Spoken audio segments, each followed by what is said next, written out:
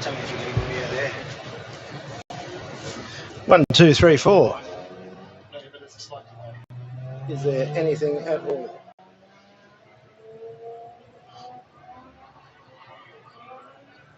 Let's still get my fat head.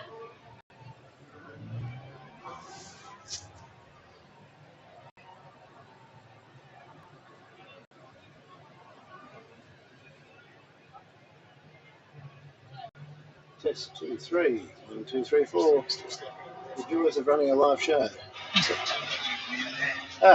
Great. All right. Sorry for everybody watching.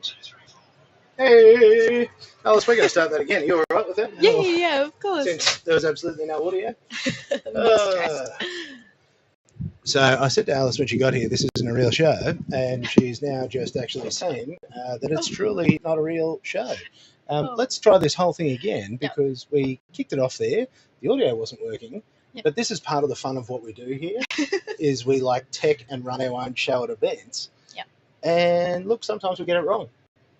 It's going to happen with technology. And honestly, that's part of the fun.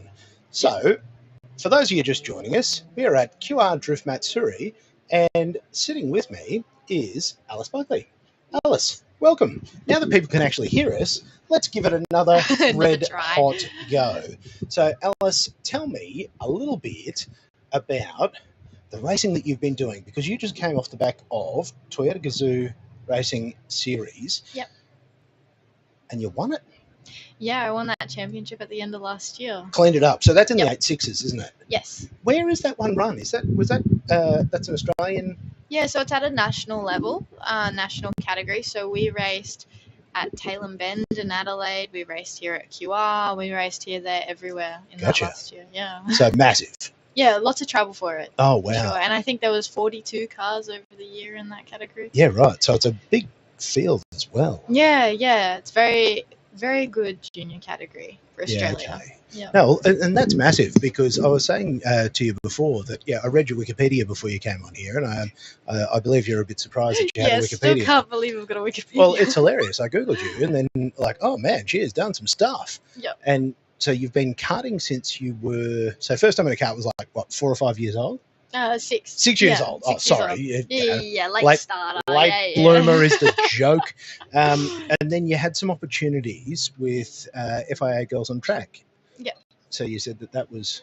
Yeah, through Jessica Dane and Karting Australia. It all kind of started when I was 12. Karting Australia was like, hey, can you go represent Australia on the world stage against, 10 other best females across the world for a Formula 4 seat? And I was like, okay.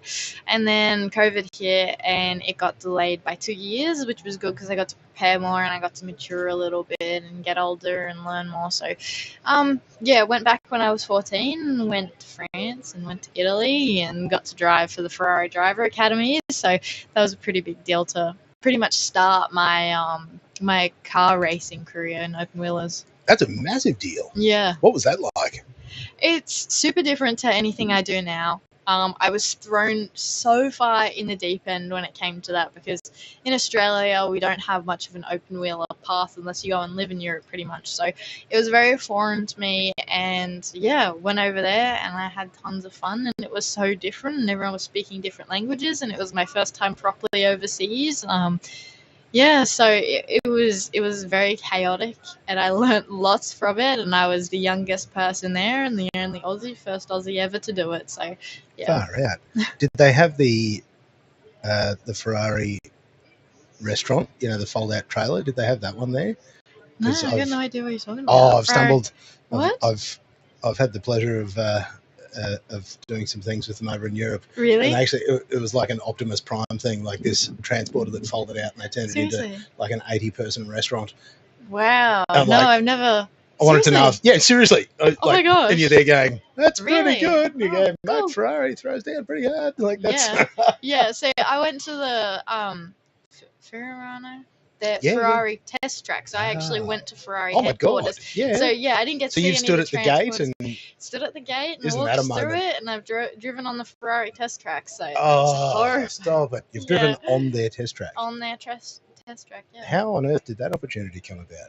Is So that through the part of the 4A program? yeah. So we did our first Wow. shootout at Circuit Paul Ricard. There Oh, was, I think, How good is that 6 girls. circuit, by the way? Oh, it is incredible. It wasn't the full circuit, but the track itself is It's just magical. Oh It is yeah, just a beautiful, amazing. beautiful spot, Yeah, definitely. and it's surreal. Yes, and I'd only ever been to a kart track, and kart tracks in Australia The compared Australian to kart that. tracks, a few kangaroos bouncing past, Yeah, and then yeah. you rock up at Circuit Paul Ricard, and you're like, Oh, yikes. this is motorsport. Okay. Yeah, and it's so weird there. Did you come off? Did you hit the grippy things? No, I didn't hit them. Oh, so that's the problem when you're actually a talented driver. You missed out on the grippy things. They're so cool. The stripes around the edge. Yeah, yeah. That are designed to slow you down. Yes, yeah. I thought that was actually really ingenious. It is. It's like we've got gravel traps everywhere, Yeah, which does the job. But it's so weird that not quite as glamorous. The French certainly have a way, don't they? Yeah. they definitely do. Go, look, and the food. Oh, the food. Let's get started Mate, on I that. could just live on bread and cheese and Yep. cured meat. What a life. The absolute best. Yeah, absolutely. Racing in Europe, brutal. But so that gave you that chance in open wheelers. And how did you find moving to open wheelers, having just done sort of karts and things here? Yeah, it was, like I said, in Australia, there's no open wheelers besides the Formula One really coming here. So I didn't know what I was getting into at all. Didn't really get to drive a car before I went overseas and drove one. So it was, didn't know what to expect at all. They're very different to drive than a tin top completely.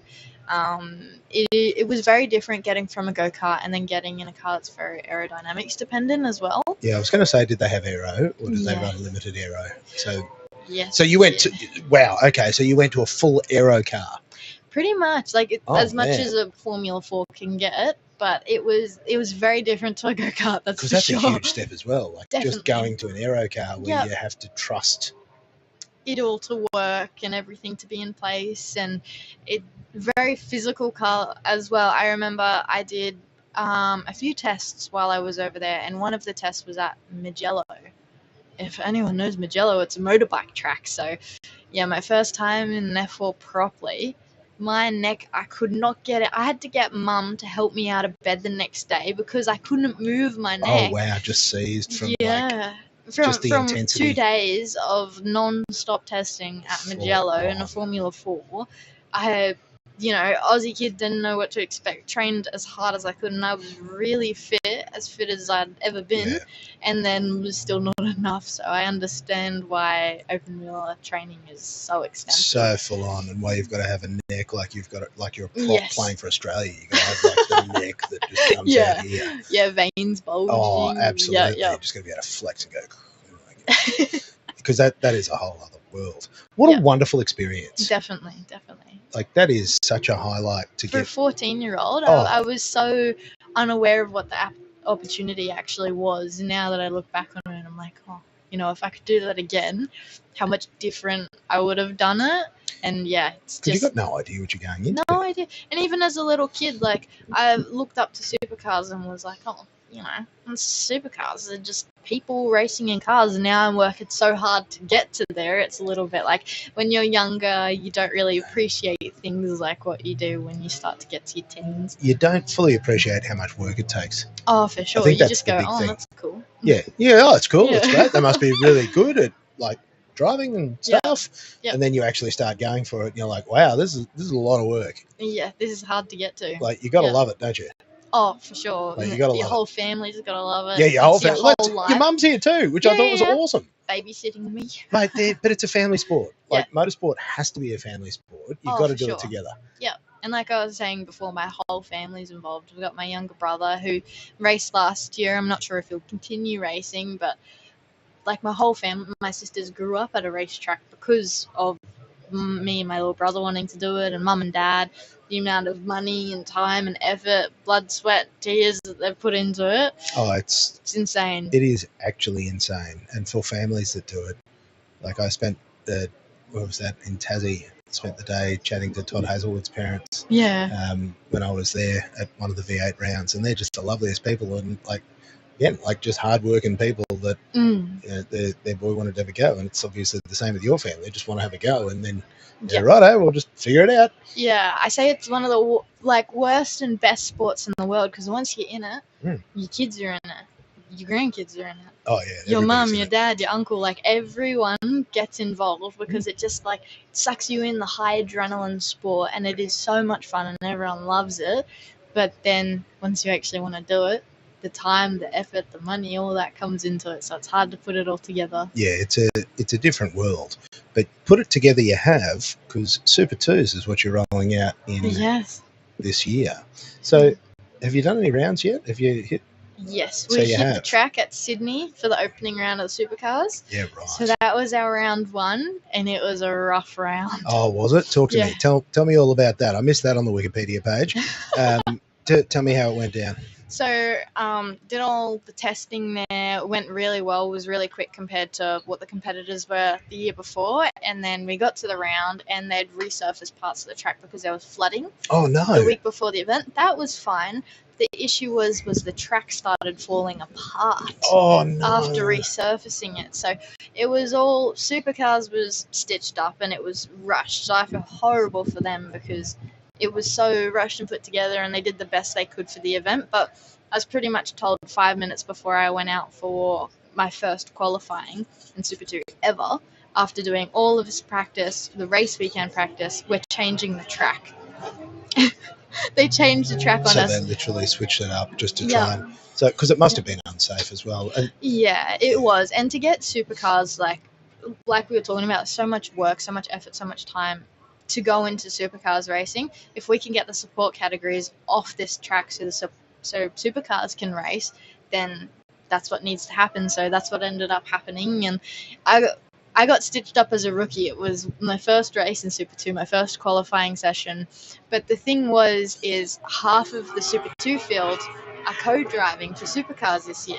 Right. So the day before, I think we qualified on Friday, on the Thursday or on the Wednesday, supercars were on track, but they couldn't do the full track because... Yeah, because of the surface issues. So half of the Super 2 drivers got to do supercar laps on the track we had to then qualify on. Yeah, so half the people were like, okay, sweet. And then the other half of us were like, we've never even looked at this track. What are we meant to do? Yeah, and sometimes, this is the insane thing about motorsport, is sometimes the favour falls your way and sometimes it doesn't. Yeah, and no matter how hard you try and what you do, it'll work or not. It'll work or not. And I find that that's one of the most beautiful and frustrating things, is there are so many parts of the team that have to work, from the humans to the machinery to the track to to everything. Yeah. Which is why the highs are so high. And because the lows are so brutal. Yeah. But when it all comes together, it is it's almost a miracle. Yeah. Like when you go, hang on, so everything worked. Like even the stuff outside of our control worked. For sure. and I'm hoping, because the year started on such a bad note, and I got taken out in the last race as well. It broke a steering arm, so I was the only car all weekend to have a DNF because I got taken out as well. Oh, the burn. Oh, it was just salt in the wound, and it was horrible. It is. And look, it's hard, isn't it? Because you're going out and you're going, right, I've got to give it everything. Yep. I've got to show everybody, it's supposed to be here, all that sort of stuff. Got to prove it. Yep. Prove myself, blah, blah, blah. Yep. And then you're like... Oh, well, that was lovely. Okay. All right. Next round, we'll prove ourselves. Yes, and I'm hoping that all of our bad stuff happens at the start of the year and it's now all out of the way and it'll just be good luck from here on out. It's how you deal with it, though, isn't it? Yeah. It's the ability to just bounce back from it and go, Yep. And I put so much effort into wanting to go good at Sydney, and then it just didn't work. And now I'm trying harder and harder and harder instead of letting it pull me down and be like, oh, well, if I'm working this hard and it's not working for me, why would I work hard? So absolutely. At least I'm not viewing it like that yet. Is it? Robotic? Right, okay. Is it both of us? We're going to just plug it in. I just don't know how. Just bear with me. See, we're still trying to figure out how to do this. We'll just have to plug it in. Where's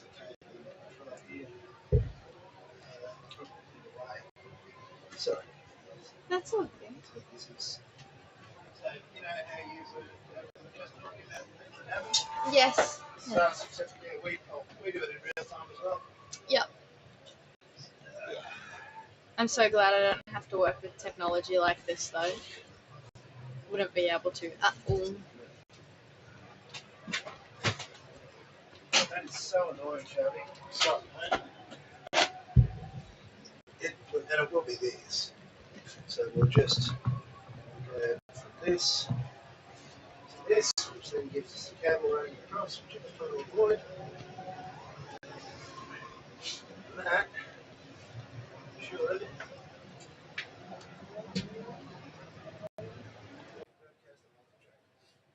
All right, you'll have to let me know how that goes. It's on outside. Is it? Okay.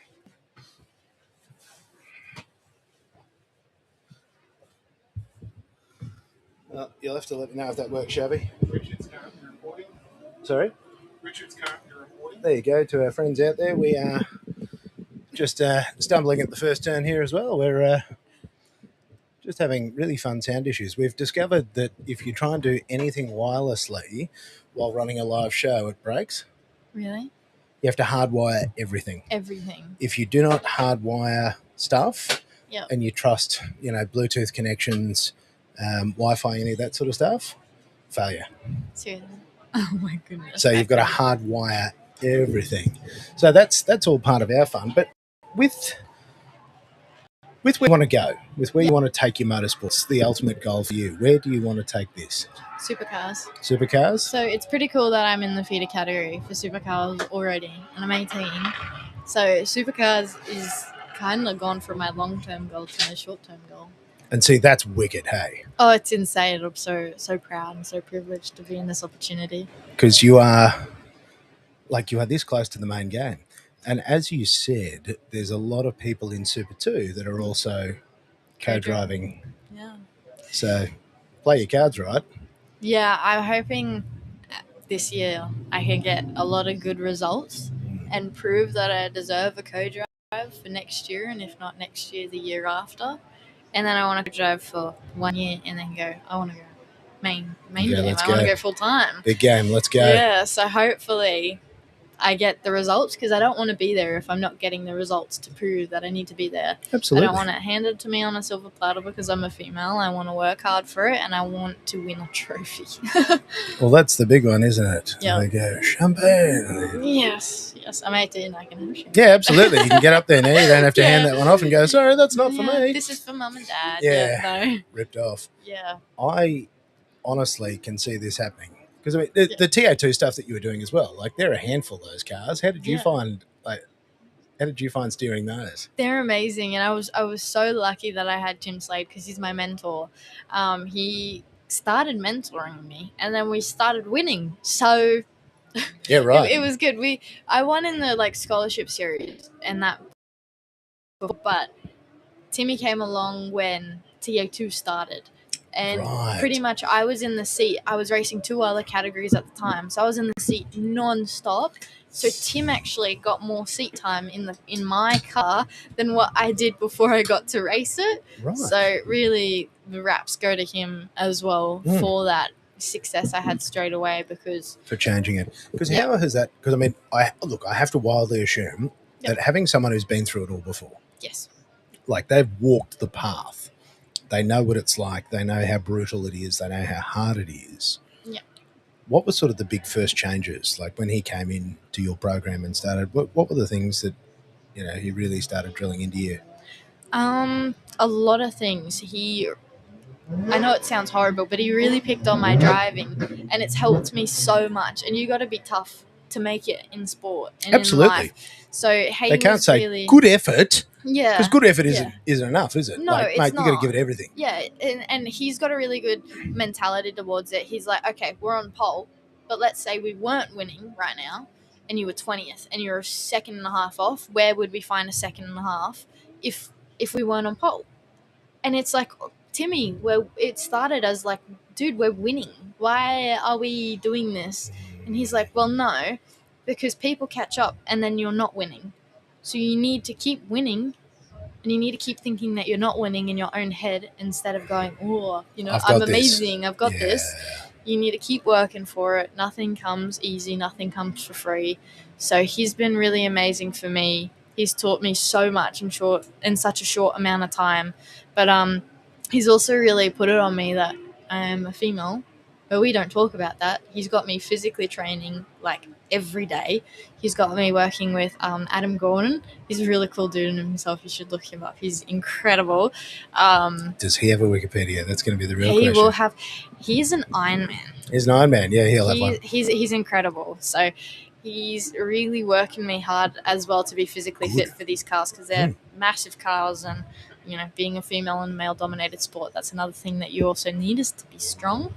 So yeah, Tim's been amazing for me. He's the best mentor I could ask for. Certainly sounds like it, and that sounds like pretty incredible advice too.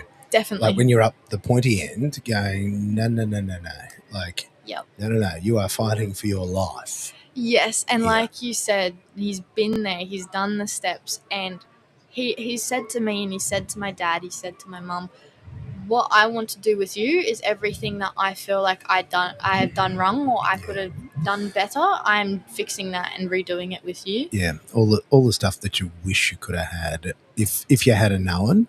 Yeah. I absolutely get that. So I think that's probably one of the biggest things is if you don't have that help, and if you do just figure it out yourself by like just running headfirst into the fire. Yep. But now, like because that's the thing. He's a serious driver in all of this. Definitely. And he has, he's played this game for a while now too. He has, and he's a very, very talented driver. Like, he always pushes me so hard because I get in the car and then he gets in the car and we give each other different feedback and our mechanics different feedback.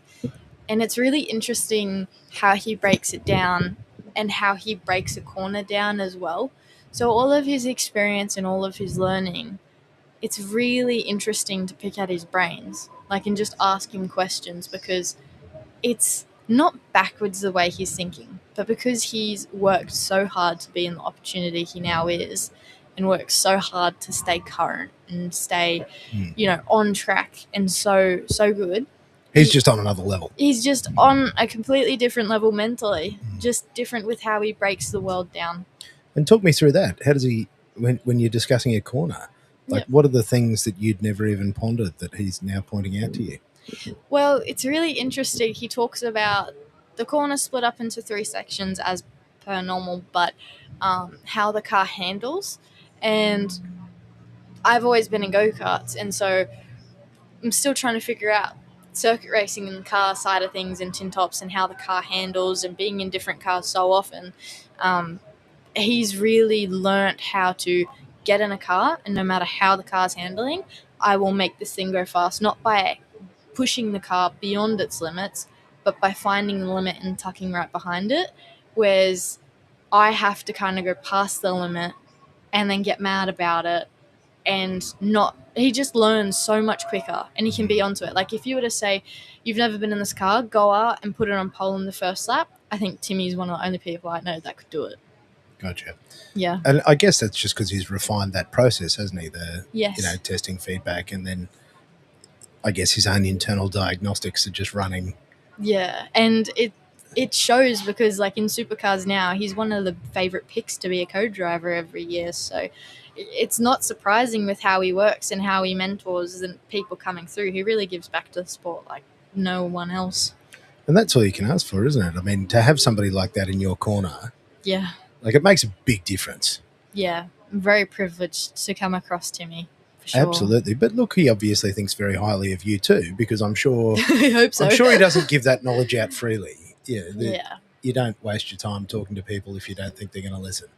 Yeah, I hope he thinks that anyway. I'm sure he does, but he's really good. He's like another dad to me, where it's like, life's tough, cop it on the chin, let's get through it together, Absolutely. We'll figure it out and go, it is okay to not feel great in this moment. Yeah, but get on with it. Then we get back to work. Yeah, for sure. Far out. So this year is just a full commitment to Super 2. So when are you back out on track? I'm back out on track next weekend at Bathurst, Trans Am. Oh, yeah. So that's very Mate, exciting. what a weekend. What do you do know. next week? Oh, well, actually, just pedaling a Trans Am around Bathurst. Yes. Not bad. Yeah. So we call it's my first go in a big car around Bathurst because it raced 86s, but obviously the TA2 cars, the Trans Am cars, are on a whole nother level. So I'm very excited for it, but it'll be a step. Couple of hundred more horsepower. Yeah, just like a few. 300 or 400 more. What's an 8.6 developing? What are they? Oh, Not God much. I knows. mean, No, not compared. 7,000 RPM and, maybe 80 horsepower. I'm sure it's a bit more than that. But compared to what the TA2s are 500 something, aren't they? Yes, Yeah, ridiculous. silly. Yep. Monster power. I'm Oh, so man. excited. So I'm a little bit jealous. That's Yeah. what a weekend. Definitely. But like you're saying, massive year it's going to be. I'm going for the TA2 overall championship and Super 2 rookie championship. So if I can get those few under my belt, that'd be pretty wicked. Because are there a few rookies in Super 2 this year? I think there's 4 of us. Really? Yeah, which is not many in the scheme of things, but compared to another season of Super 2, there's usually only 1, 2, 3. So the fact that there's 4 of us, it's a fair few of us, and it's not like the people who I'm competing against have no talent. These are very talented. Oh, to make it to there, Super 2, like yeah. I'd turn up and have a go, and they're like, "Idiot, get out!" Like it is rare air already. Yeah, to be in that space. For sure. And they're the best of the best who are all trying to get into the main game. Yes, and it's such a cutthroat sport. So, yeah, I'm now last in the championship, and it's so sucky. Hopefully, we get to have a chat at the end of the year, and I'm like, yeah, and you're like, got this. That was easy. I don't know why I was having that mentality. Yeah, but like you just do the work, isn't it? That's the cat. You know what you got to do. Yeah. You just chin up. I will. You're doing a fair bit of time in the sim. Yes. See, I don't like the simulator. I get a bit motion sick with it, which is not good. The moving ones actually make me violently ill. Really? I'm like, yeah. Oh my gosh. I don't do the moving ones. Yeah. The sit still ones still make me sick. Oh, bugger. Yeah, that's a few really years annoying. back. So there's crystals in your ears. Mm-hmm. My crystals in my ears dislodged, so I had vertigo and I was in hospital. Oh no! So I got off the sim after 2 hours, and I was in hospital for the next 48 hours because I was violently ill. No one had any idea what was going on, and something that simple. So I hate the simulators, but you got to do it. Absolutely. Is there anything you can do for that? No, you can do neck exercises and stuff like that, but there's nothing I'm you there can going, do can you to prevent it. seasick tablets, ginger, what are all the things that they make you do to not? Yeah. Oh, that sucks. Yeah, but you've got to do it. Like motorsport this day and age, there's people that spend 50 hours on their sim a week. I look at the F1 drivers. You look at old Max that he's on there doing it just for fun in the middle of the night. Oh, yeah. But that's what you have to do. Because the sims are so good now as well. Yep. Very realistic. Very realistic. Super accurate. And the mapping on the tracks is so insanely accurate. Like to be able to dial that muscle memory in is so important. And like you were saying, Max, I remember seeing this video of him and he was having an interview and they're like, so what do you do? Like when you wake up in the middle of the night, think of something. He's like, I go and test it. And the lady was like, what if it's at 3 a.m.? Do you really get on the sim and test something? And he's like, yeah, I don't care. I need to test it. Like I need to figure it out in my head. And that has always been so interesting, but also so inspiring to me is like, that's what the simulator is there for. But that's also the insanity that you need. Like you need that sort of, like you got to be out of your mind. Oh, and I say that with the greatest respect. Like you have to be fully out of your mind to do any of these things because it takes so much. Yes, it definitely does. But that's if you love the sport that much, and if this is what you want to do, and you want to be competitive, you have to do it to keep up. Do you get any downtime? You got any side quest activities that you do outside of racing? I wouldn't really call it outside of racing, but I'm doing my mechanics apprenticeship. Oh, you really? Yeah. Well, see, that's handy, so you can spin spanners as well. Yes, exactly. I don't like to go anywhere near my race cars, though. Oh, really? Don't touch those. I don't want to go out the gate and go, did I do that bolt up enough? Have I done the tyre pressures right? Have I set up the car? No. Don't want to be Trust the team. Oh yeah, when I'm 260 k's down the straight, that's not what I want to be thinking of at all. So. No, that's what we're doing here at QR Matsuri. There's a whole lot of Yes. Jesus, take the wheel. Like, Yes. Oh, for sure. For sure. These guys out here are absolutely insane. And I got to do a few laps with Amanda Sorens. That was Oh, you went out with Amanda? Oh, fantastic. ridiculous. She's incredible. She's a legend, hey? Yeah. And like, mate, she sends it. Like, she didn't absolutely take any sends time it. to work into it. It was Nah. just first corner. Let's go. Let's go. Yeah, it was insane. I watched her throw down in Perth. I was over there at Yeah. BT's event at Outpace. And like one of her first entries, she'd got, just said to somebody, oh, what's, because it was like a double apex or something. Yeah. And they're like, yeah, you got to take this line and you just got to hold it flat. And she did. And she took it a bit wide and she created one of the best photos I saw all weekend, which was her out in the, like, tires out in the gravel trap, just spraying. And then second lap had it absolutely dialed. Yeah, perfect. But like just magic. She's incredible. Yeah, weapon. Yeah, we went in two cars. One was a high horsepower car and the other one was a bit slower. But the second car we went in, the e-brake kept getting stuck on because it's a road car. Yeah, okay. And it was just insane how she made it work. Like your handbrake's getting stuck on and it's not working sometimes. And she just kept going. Drove like around there it. was no issue. And there was a cone on track and she dodged it mid-drift and I was baffled. I was like, how do you even get sideways like this, let alone stay sideways and dodge a cone? Because have you ever done any drifting? No, this is my first ever drift event. Really? Ever. This is one of our pro tips because I'm pretty deep into drifting. Like love it. I secretly believe that becoming good at drifting is very beneficial for Circuit racing. because I can understand it. it's a different dance. It's that same thing as learning to kart in the wet. Yes, and different kind of control in the car. Whole different type of control. Yeah. Because I always laughed at like SVG. I used to get at Archerfield all the time and like Yeah. he'd rock up in a beater and like, we'd be out doing that sort of stuff. And we're like, it's this That makes guy sense. at like our little Yeah. dungo track. And like seeing people, because again, you just love it. It's just car control. It's incredible. Yeah, it's very cool. I couldn't believe it. I was so worried going out there. I'm like, I don't know what to think about this. And then she's just incredible. Like her handwork, her footwork. It was just. It's beautiful watching it, isn't it? It was like a dance. It is. It's a dance. Natural Correct. to her. And being able to position the car with your throttle and Yeah. then just, feeding your steering, watching someone who's good and you're just like, wow, that is a whole other thing. Yeah, I can understand why she's here being a guest representative. Like, yeah, my eyes were wide open. And the first half of it, I was like, oh my God, we're sideways. And then the next half of it, I was like, holy moly, she's a real talent. Like, just watching her work was a privilege. Because have you ever seen any of Formula Drift? No. See, this is the thing, you're missing out. Yeah. 'Cause it's like bug and ballet. Like you're watching two cars, like door on door, Yeah. and just blazing clouds. And you watch them, they're like transitions through, like you can't see. Yeah. You have zero visibility, and they're like millimeters apart, and then switching.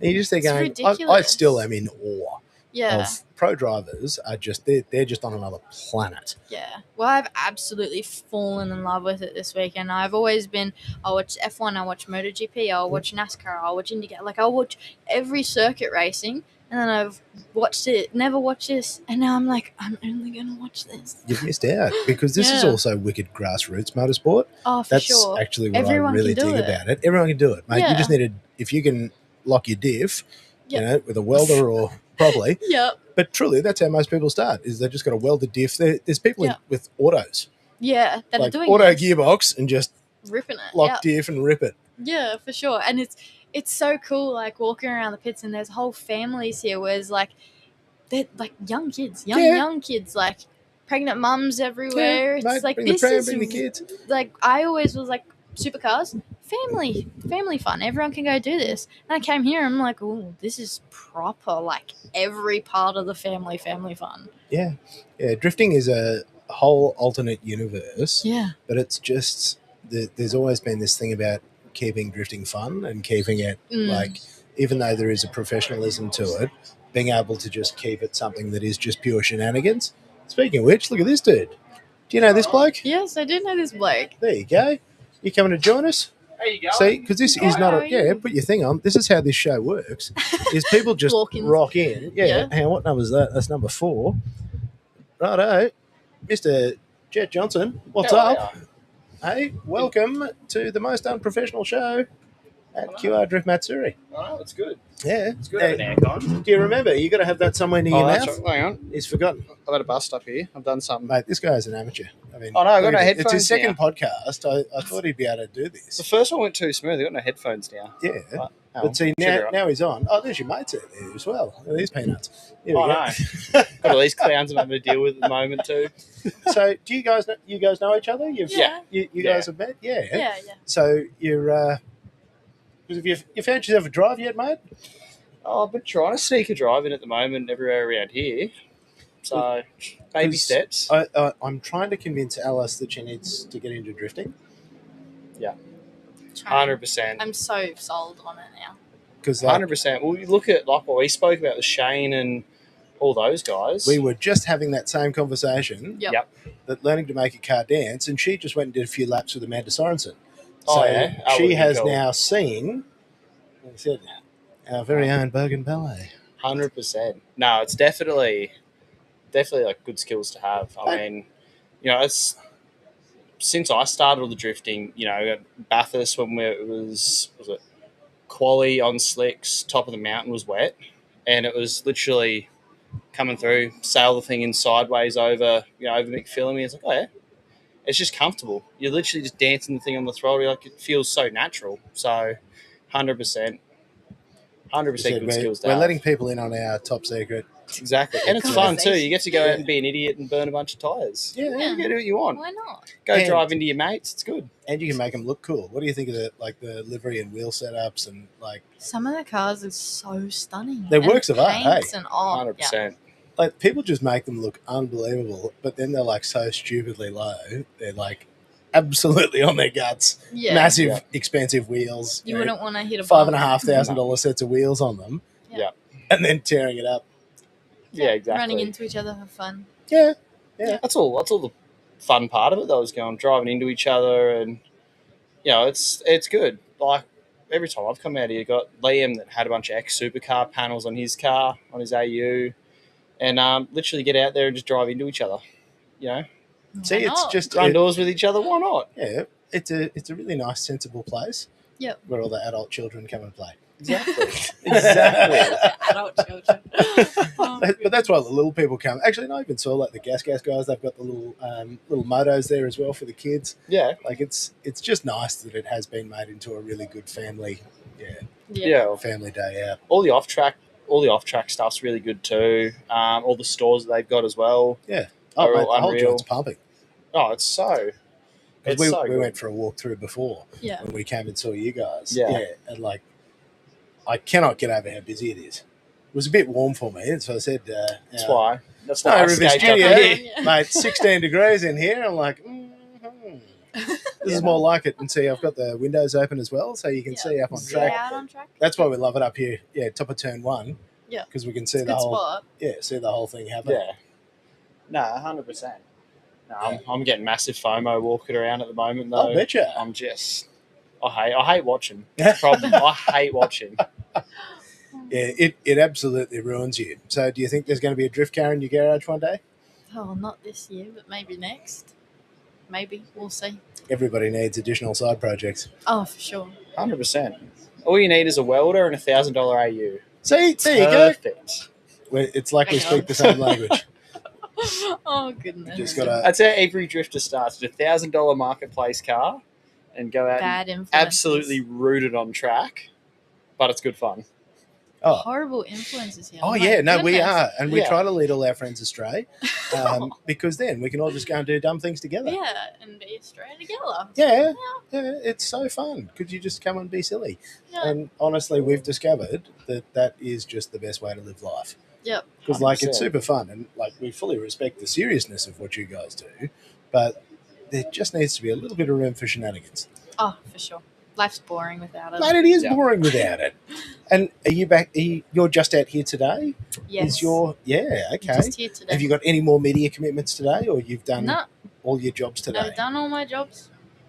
Get to go home, get to have an afternoon nap, That is have a living. weekend off. Oh, Really? Don't know what I'm going to do with myself. Mate, you need to enjoy every minute of that. Yeah, she's off to Bathurst next weekend. Yeah. TO2, so I'm like, Have fun with that. I will. I'm very excited. Nah, it'll be good. Bathurst, you've done Bathurst in the TA2, haven't you? Nope. Haven't you? Oh, First time in a big car.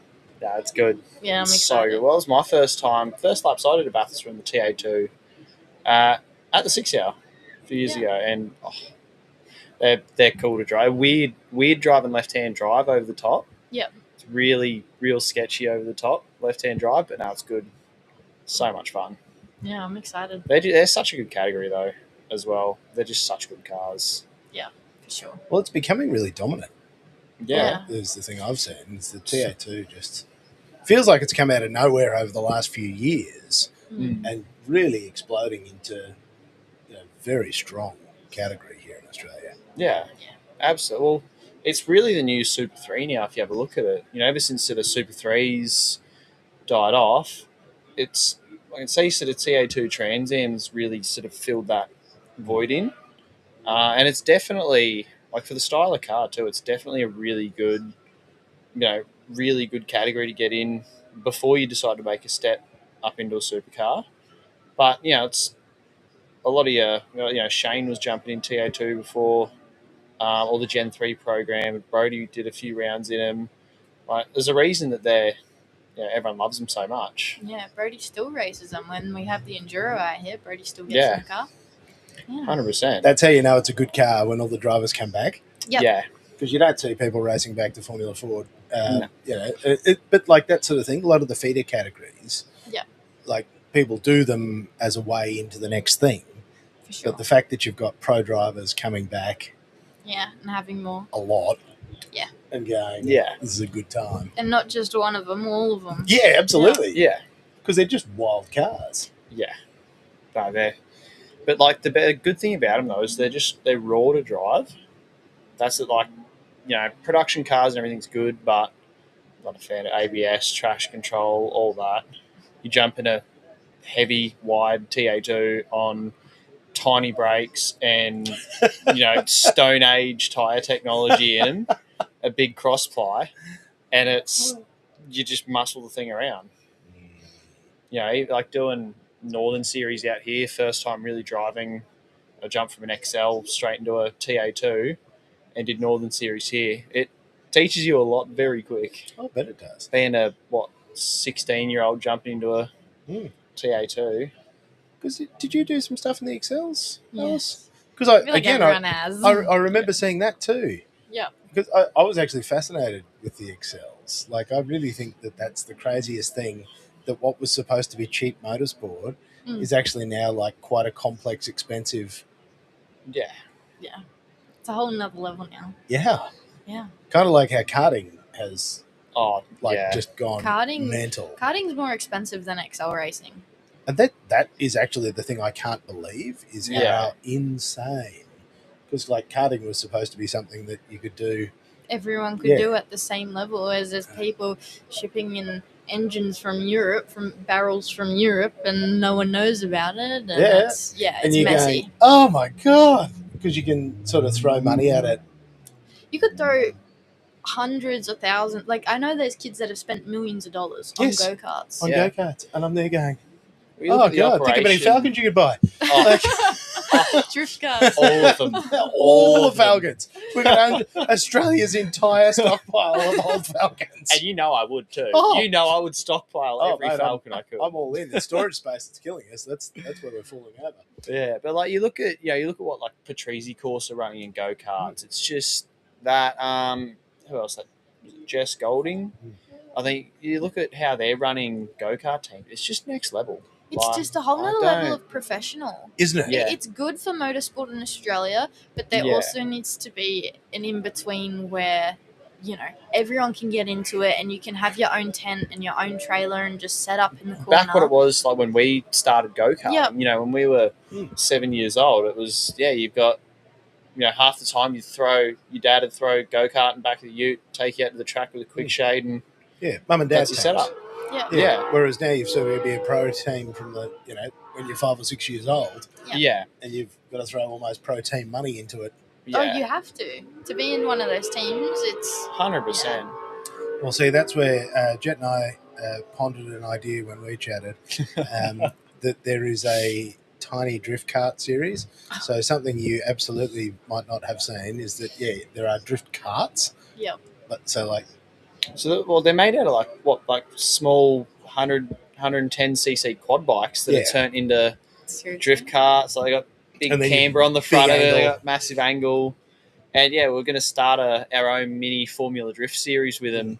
Oh my god! And but take it's like over teeny ones, ones, and take over DJR on nights when no one's there. DJR, why DJR? Well, then we could have special stages. Yep. Because like they're so little, they're great on.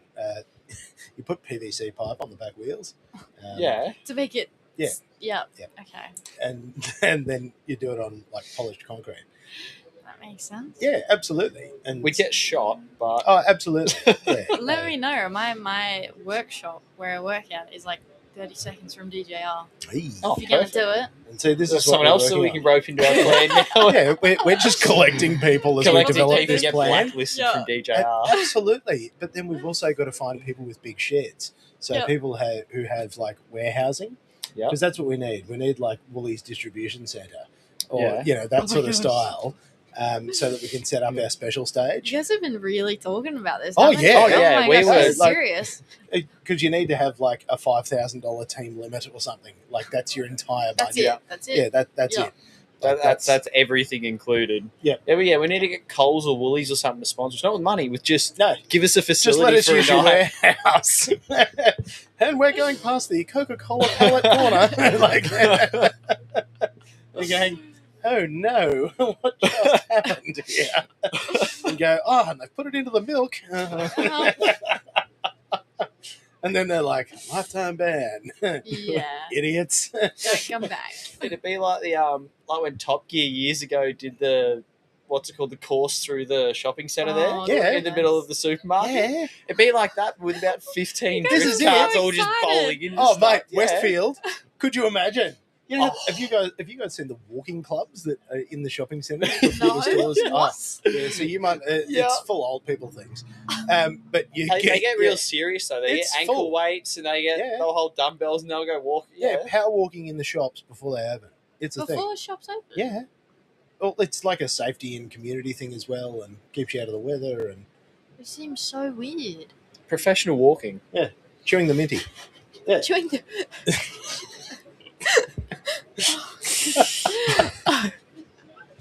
But yes, they go power walking. So I'm figuring if they go power walking, we could absolutely go power sliding. We could go power Surely. sliding, and if we have a mini Formula E as well as our mini Formula D, so if we had the electric ones, then we could do indoor because then there's no emissions. See how many pedestrians... No, so that's where you get all the that. Razor Crazy carts for that one. I had one of those for a bit. It was good I fun. have ridden one of those, but I also then looked at the weight rating, and it's about 50 kilos.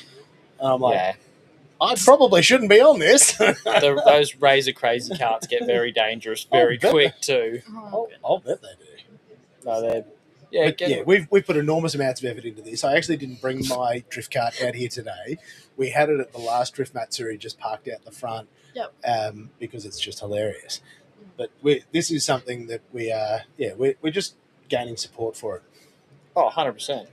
okay. 100%. Finding the funding for it at the moment. Yeah, finding the funding. If currently there's zero. But this is how all great ideas start. Yeah. Is you get, a few people together that are out of their minds and you go, do you know what we're going to do? Yeah, We're going to let's start do it. drifting in warehouses at night. What could possibly go wrong? Where's your sponsorship money? So we've got a $1,500 bolt cutter fund to try and get into places. Oh, no. All right, we're going to have to edit that bit out, aren't we? So who was it? And go, oh, well, it was these idiots. Oh, no. I did tell you that this is not a real show before you No, came in. I'm loving it. Yeah. Yeah. But like this is actually kind of the whole point of the show is Yeah. that there is actually not really any point. Yeah. We genuinely do enjoy, proper interviews, but then But it's good to have a laugh. then it devolves really fast Yeah. as well, especially when we have other friends come and join us. Yeah, it's important. That's why we got the multiple microphones. Yeah. We got extremely distracted extremely quick when we were having a chat. Yeah, look, it Last does. time it was deviating extremely quickly. It does tend to happen, and that's one of the things that we sort of are most proud of. And look, I actually did get some feedback to say that I'm not a very good interviewer because I go off did track see and that. talk about myself. And I go, look, I'm just sharing stories and relating. But Yeah, I also feel sorry for anyone who watches this show and thinks that it's going to be a quality production. Like, this is not 60 Minutes. Like, this is Wayne's World. So unsure if you'd be, they'd probably get blank faces for a bit. But people broadcasting from their basement, like, that's what this is. This is full low-budget media. So Yeah, but that's the best ones, though. well, that's what I think. Sharpie's telling me I got 2 more people to come in. Because Alice, I was going to say, like, I don't know if you want to hang out with us for a bit longer, or whether you're ready to hit the eject button. Well, if 2 people are coming head in, home. then I'll make room. Yeah, well, that was what I thought, because I thought we'll let you go, because I know that this is your Works last well. media commitment for today, Yes. and I'm the only person standing between you and an afternoon nap. No, And as a don't man say who bloody loves an afternoon nap, like, that is something that I look forward to, because days off are super rare. Yes, I definitely understand. Oh, super rare. Alice, I offer you the fist bump of friendship. Thank you very much. I am stoked to meet you, stoked to chat with you, super excited to follow what you're doing. And we're certainly going to have to follow this up, in particular as your year continues. And you throw down and, Hopefully. show them what you're made of. Hopefully. I'm sure that the answer is absolutely. Hopefully. Alice, if people want to follow you, how can they find you on socials and stuff? Alice Buckley 50 on Instagram, on Facebook, Twitter, pretty much everything social media wise. Just put my name in, and they'll come up. And I'll be able to find you. Easy. Thank All right. you so much. Hey, Try awesome to not meet to you. trip over a Yeah, wire. we're going to have to ninja you out of here. Yeah, Before our friends come in, what do you got there, mate? Yours doing funny things? There we go. Did you get it? It's working again. All right. Yeah, we don't know how to fix that. Actually, what I might See you do- later. Thanks for letting me crash you. Hey, I'll tell you what I'm going to do. If you just come. Yeah, I'm still trying to fix this. We're playing funny buggers at the moment. Yeah. I'm not. You tell them I'm an AV guy. Yeah, sort of. We've had to plug a cable in that goes across that is absolutely the worst, and I haven't really had a chance to rewire anything. But what do we got? Which one is it? I might- I don't know which one's Tell the. you what, I'm going to. Which one's the Jetson? I don't know. I'm not good enough at. Hang on, I'm going to move around this way, just so that people don't have to play limbo. That's I'll shift around as well.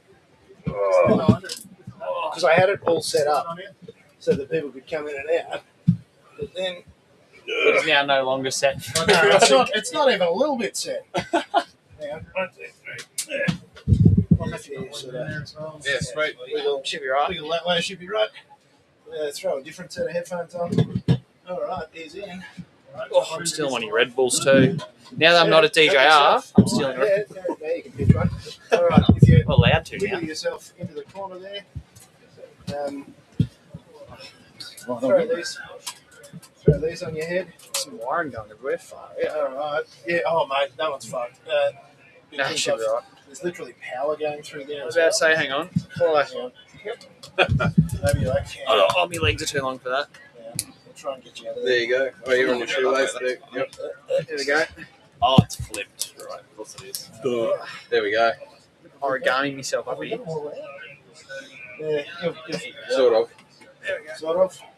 This cable has ruined me. This is why I want to go wireless, Shelby. We went wireless and it didn't work. Yeah, right. So we were getting Wide it is. intermittent. Right, hang on. There we go. 1, 2, 3, 4. We now have 4 thingies going. You might not want it quite as stupidly high as Everybody I look do. up here real quick. 1, 2, 3. Absolutely not. What's up? Thank you. Righto, gentlemen.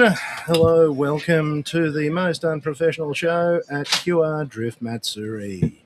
Appreciate you joining us in the Snowy River studio. And mate, are you meta glassing us Just for a little bit. as well? I Absolutely. love that. I love that. He's a real meta glasses champion, this fella. Oh, really? Oh, yeah. Hey, you should see some of the drift footage on there. Yeah, Actually, good. surprisingly very good. I reckon from a it'd recording point of yeah, view. okay. So. Yeah, And especially, I did some night recording last night. Yeah, right. And the footage is amazing. so much better than what I thought it would be. I thought it would all just be like really dark, not being able to see much, just be able to see like lights and I guess headlights and tail lights. But you can actually see the whole track, the ripple strips, the interior. Like it doesn't. That's wild. It doesn't wash out and have it all bright there and dark on the inside. It's actually. Oh, like really? you can It can see actually the balance steering. it properly. Yeah, exactly. Like Oh man, the that's so white good. balance on there is phenomenal. So yeah. Wow. Yeah, the last little while of this podcast was sponsored by Medical Ray-Ban glasses. Yeah. There you go. Oh, it's all right, mate. We'll take it. That would actually give us the multicam that we're looking for. Oh, yeah, right. So, because like real podcasts, they have all Well, look, the Meta, angles. if you're listening, get at them. Yeah, there we go. Get on it. But no, what we do here is really not that professional. Now, do you blokes know Jet? Yeah. So Jet. I was admiring Jet's car at the last Matsuri I was at. Oh yes. Yeah. Yep. Oh, yeah. Yep. When And the then- Mustang front bar week. Yeah. That was pretty cool. I was like, we saw it at remember the Falcon we saw at the servo with the Mustang front on it? Yes. And then later on, they were like, that's your Dick Johnson's your dad, Yeah. right? Yeah. Granddad, yeah. Granddad, Yes. sorry. My Yep, apologies. there we go. Yeah. Yep. Fantastic. Yeah, So, there you go. Yeah, rad. The circle is Oh yeah. completed. Yeah. Yeah, Exactly. so he's got the Falcon Stang. Yeah. Because he comes from a proper racing, Yep. and then he's been converted to drifting as well. Oh yeah. You've seen the light or Yep. I the was non? What's the opposite of seeing the light? Shade. Yeah, you see the financial show. despair. Yeah, that's the word I was looking for. Yes. Man, you summed it up in 2 words. Financial despair is probably the best way I've ever heard drifting Yep. described. Oh, 100%. It is. Yeah. I'm going through that at the moment. I'm throwing a 370Z or 350Z box in it Mm. at the moment. Wallet doesn't like it, but I love it. Yep. That's about right. Well, it makes sense. I mean, they're pretty strong. Those gearboxes. Oh, so they're great. They just And, don't fit well into the well, car. anything fits if you've got a grinder and a welder. Yeah, Right? So, grinder, Grinder, hammer, welder, Yeah. hammer, Yeah. hammer, hammer. Yeah. and a Exactly, blowtorch. yeah. Heat everything up so it doesn't Exactly. split. Yeah, Exactly. It's my free advice. or just slice it out. Or just slice it out. Yeah. Because I saw your car earlier. So tell us about your car. You're running. A 180 SX with a Sylvia front with a LS1 256 spare. None of that SR20 rubbish. No, I played around with RVs for a few years, and it didn't end too well. RVs did RV things. I blew up a couple of them, and at the time, like when I first got into drifting in the 180 pre-COVID days, RV motors were pretty cheap. That you could get them for $500,000, and if you blew one, But now, who cares? Now you don't get much change out of $4,000. Ouch. Yeah, so Luke is one of my best mates. Always been helping me work on my cars and stuff, and he kept telling me to put an LS1 in it, and I finally did, and haven't looked back. sound Yep. advice. Yep. Well, it's pretty hard to go wrong with the old LS, isn't it? Well, there's two Simple. things you need to do. Don't overheat it and keep it fresh oil. The end. Yeah, that's it. Full stop. And I had Fix it if it has a problem. Don't let your lifters tick. Place your goddamn lifters. Yeah, right. Those are the pro tips that we're looking for. And don't rev the fuck out of it. What's the safe red line on your Um, LS? Less than a stock red line, I'd say. What's a stock Oh. red line? I don't know, not like very 6.5 much. or something. Yeah. Like I mean, you don't need to rev the tits out of an LS to make power. They've just No. got heaps Yeah, of they've torque, got it everywhere. Yeah. Yeah. So, you keep it around 4, 5, 5.5, and which is good. So, Yeah, I mean, they got range anyway. Well, that's too, correct, So yeah. that's the thing. Yeah. and I mean, the biggest thing I found from going to the RB to the LS is that when you're coming on an RB and you're coming off boost, you've got to clutch kick it a few times to try and keep up. Like you take the wrong line into the corner and it ruins your whole run because you've got to keep clutch kicking or whatnot just to get back into it. Whereas with the LS, it's just put your foot down a bit and use the torque to sort of pull you through it. Drive you through it. Some people call it cheating, but Absolutely. Mate, it's not at all. Like, torque is the game, isn't it? Yeah. Just easy, reliable Well, you know the saying, reliability comes in 6 litres. You know, that's it. So you're like 0.3 short. Well, sorry. That's what I used to say when I had the BE. Yeah. When you had bigger things. What about yourself? What are you rolling? I'm just RS mechanic, so I've got a couple of things here and there. Just got rid of a 6 litre 180 that I look after for a mate of mine. So there's a sort of big reason why we convinced him to go LS, because this car didn't ever get touched for like 10 plus years, just always super reliable. Really? Yeah. And that is so unusual. Fuel and tyres. We'd come to Matsuri, 200 litres of fuel, 50 tyres, go home. The end. Yeah. Because the number of people who have already like blown things up just today, and it's only Saturday afternoon. Well, on Friday night, 2 cars down from us, they were pulling out a gearbox after 2 hours of being here on an SR. Yep. Oh, those gearboxes that are made of glass. Absolutely. Yes. Yep. That's the first thing that's supposed to go, isn't it? Yeah. Who still uses those Look, gearboxes? Nissan stuff was great 30 years ago when it was new, Yeah. but it's all old tired stuff now, and you can't rebuild any of it. So What gearboxes are you guys running? I'm just here for the pro tips. Yeah, T56, just LS box. Yeah. And they're strong. or a TR6060 if you cashed up. Yeah. They're real good. Just That's keep the problem. it easy. All the 56s and 6060s are just Yeah. like ridiculous. Well, that's why I went to the 09, because you can pick a wrecker box up for $2,500 and you know they're still going to be strong. Well, it's still relatively new. Yeah, Yeah. exactly. Yep. Exactly. Yep. There's nothing wrong with Nissan stuff when it's still new, but when it's old and tired and Yeah. But it's flogged, 30 been owned years by old. 15 drifters. Yeah. Yeah. And you're Yeah. still paying through the nose for it. Yep. Going, why has it got the JDM tax? Well, yeah, that's the thing. And there was a point where I went through a couple of gearboxes and everyone was like, why don't you go? Because I was always using RB20 or RB30 gearboxes because they were cheaper. And they were like, why don't you go to 25 bucks? I'm like, if I'm going to go the expense of buying a 25 bucks, I'm just going to LS swap it, because 25 bucks is the same as the T56 in terms of price. Yep. The T56 is like, how many, like 10 times stronger, would you say, Luke? Like, I wouldn't say 10 times, but significantly. more resistant to the everyday use of the average drifter. Yeah. 100%. Yeah. That's actually a pretty good recommendation. Yeah. Because, like, you look at what you're doing. Like, cars were never designed to do what we do to them. No. They were not meant for such little mechanical sympathy. Yep. Like, this is just pure abuse. Well, you're basically, you're pushing them high RPM. You're torturing not only tyres, but all parts of the driveline. You're causing maximum wear on every single part of the car. 100%. But you can still be pretty easy on the cars too. You know, make everything last. Oh, absolutely. Like it's still, regardless, it's not easy on your driveline, brakes, any of it. Like it's, but you know, that's the thing I say to a lot of people, and they're like, "Oh, it's so expensive. You break stuff all the time." I'm like, well, it's not like it doesn't have to be expensive. You don't have to be breaking stuff all the time. Keep on top of all the right maintenance and bits like what you said. Fresh oil, fresh fuel, look after your stuff. If you let it sit around for a year, service it all before you go drive it. Don't just stick it on the track and go, oh, I've spun a bearing. Yeah, What happened to my car? There you go. Come on, drifters, do better. Yeah. Especially all the guys running ethanol too. Like, Man, I'm oil every time I go to track because I'm on E85. So number one tip for anyone on E85, go and buy yourself one of those like AliExpress, Temu, eBay fuel injector cleaners and clean your injectors every event. Really? Oh, yeah. okay. Tell us about that. Well, we learnt the hard way. A friend of mine, that 180SX I was just speaking of, we replaced some injectors because they had problems from sitting for a long time. But Yeah, right. he didn't want to spend too much money, so we did 3 injectors, and a 4th one opened up and it hydraulic the motor at the trachea, bent a rod.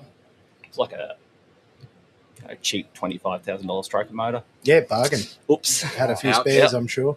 Yep. So sometimes you learn things the hard way. Sometimes people teach you. Yeah. Oh, Fuel injector cleaner, number one thing on fuel E85. injector cleaner. There you go. Was not across that. Like a little machine, and you put them in like a bath, and it cleans them. Then you run it through the machine to test the flow, and you can see if they're leaking or not as well. Yeah, right. Yep. See, Yep. pro tips. Not only are we the worst show, we also do have I'm- some tips. I'd like to say that I'm not actually a professional. I just do this stuff for fun. Mate, the best dudes I know are the ones who actually do the work.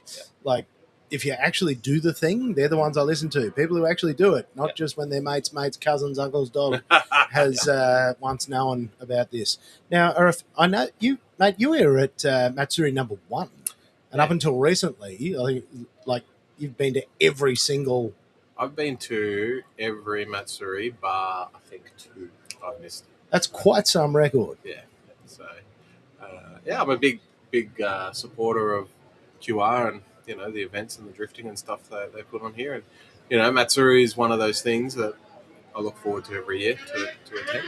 And it's just fun to get out here and drive with your mates and take your friends for passenger rides and whatnot. So, Shenanigans. Yeah, shenanigans. Like I still remember Matsuri 1 and it's definitely come a long way from what it was to begin with. A couple of ruffians convincing the place to let them have a weekend-long drifting experience. Yeah, exactly. They want to. You want to do what? For how long? Yeah, exactly. What? Hang on, you want to stay here camping? What? Sleep in the pit? What? Yeah, like exactly. I'm sure that they would have been like, "What is wrong with you, yeah, idiots?" They're like, what? And then now you look at the crowds and the turnouts and what this pulls. And the other thing is the caliber of cars. So, it's insane. The first couple of Matsuris I went to was basically touted as build yourself the cheapest. Sorry, are we allowed to swear on this channel or what? So, Fucking go. Perfect. I got interviewed before in the pits and I said something and then he was like, "Rah," and I was like, okay. No, Anyway, mate, so- this isn't a real show. But it was basically build yourself the shittest beater that you can possibly find.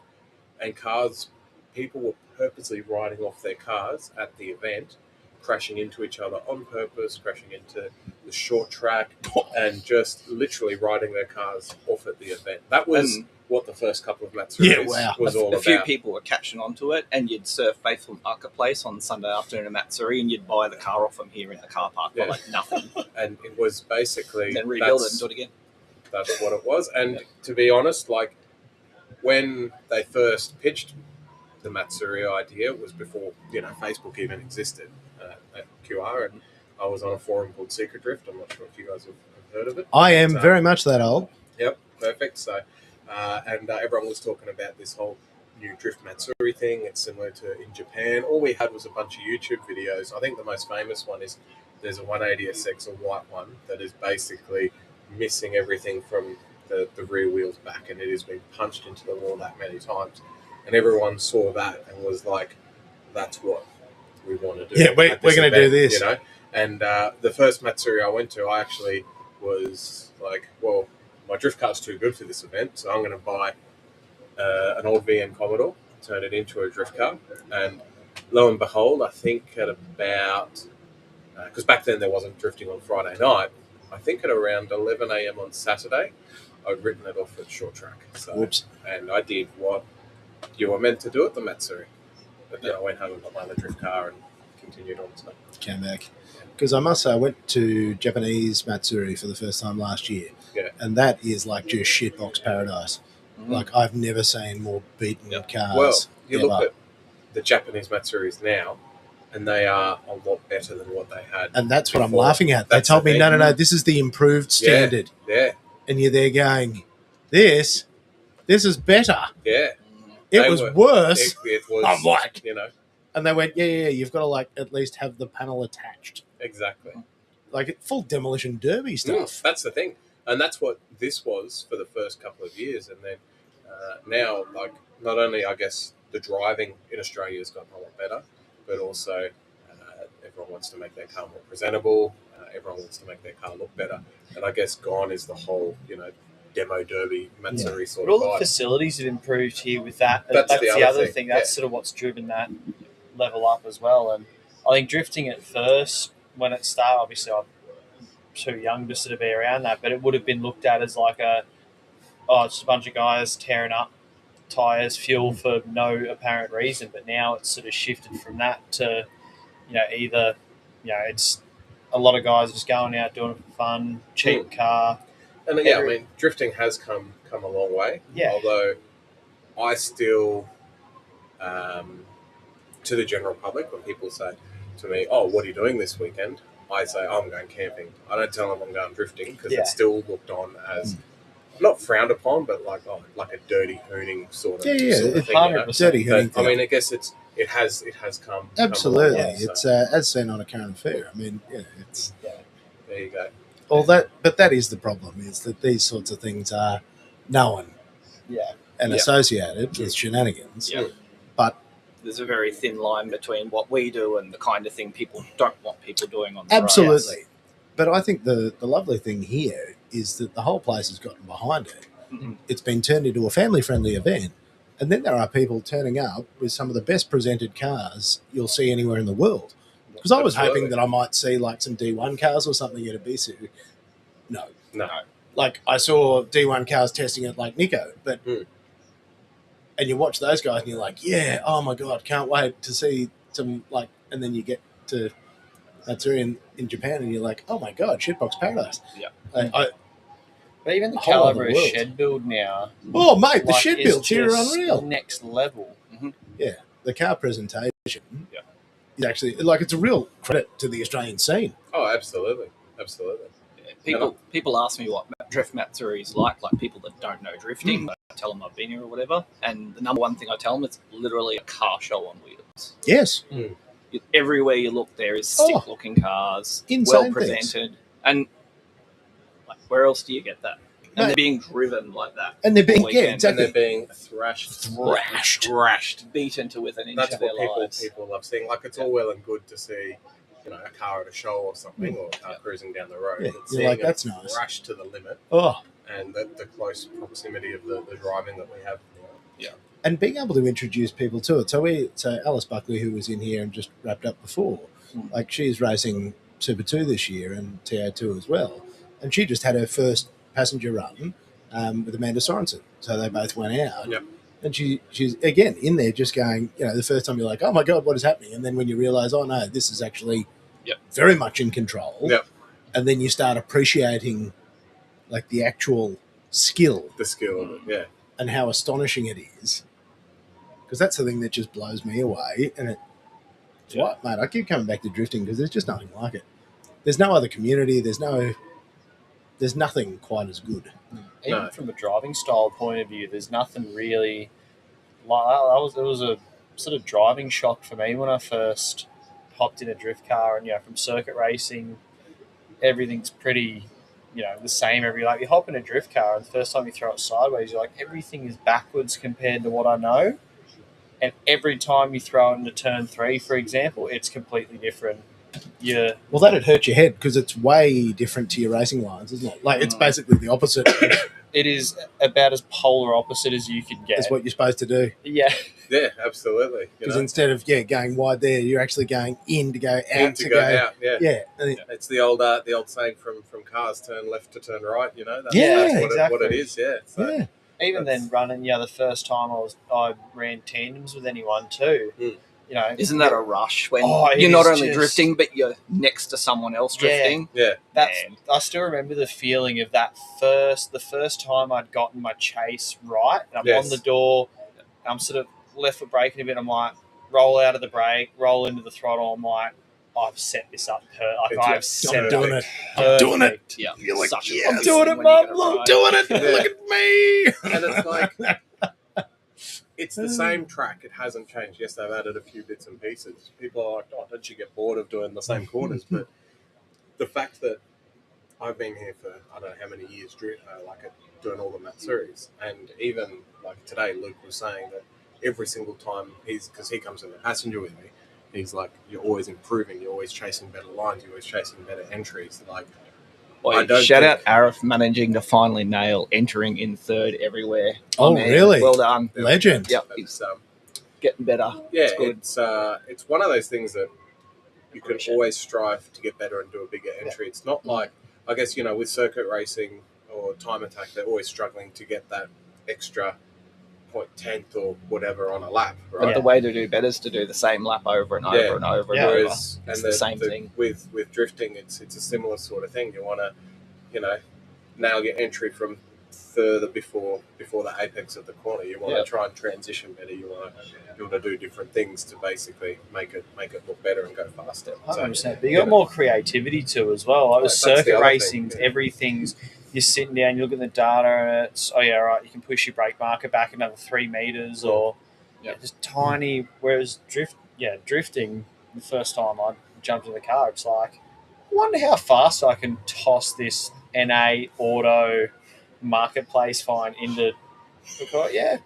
Let's just see how hard I can throw it in. With that many cares.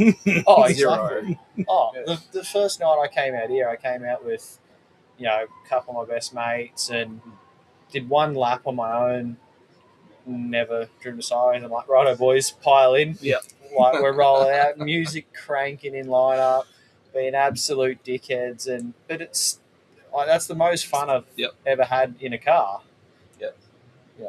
And then all the scene down at Coffs too, with the Matsuris down at Rally. Yeah. Which is rest in peace, Rally. Rest in peace, Chris. It's not going great there, is it? No. It's a shame to see. Like it's as good as all the events are here.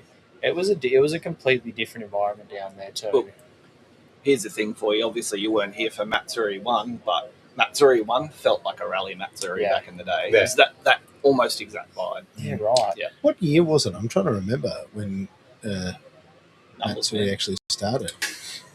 I'm going to say it'd be 2011. Yeah.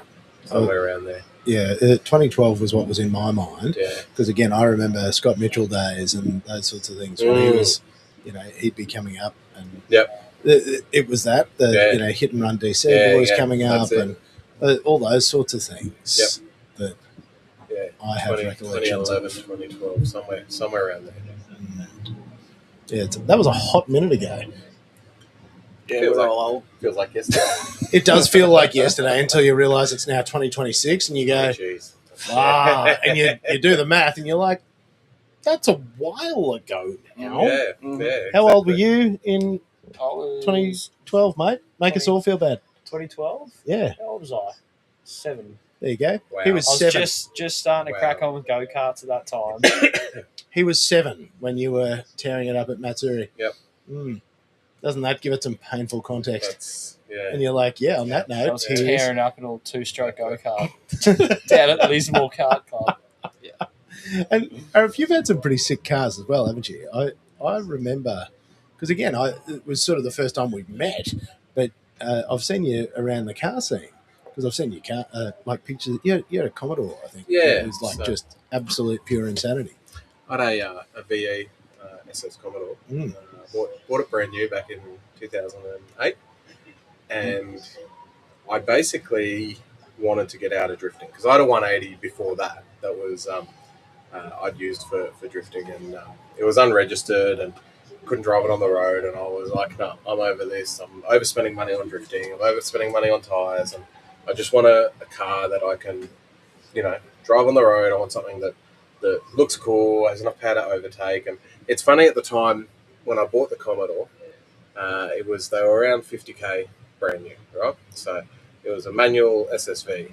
And at the time, I was pondering, do I buy a Commodore brand new or do I buy an R34 GDR V-Spec?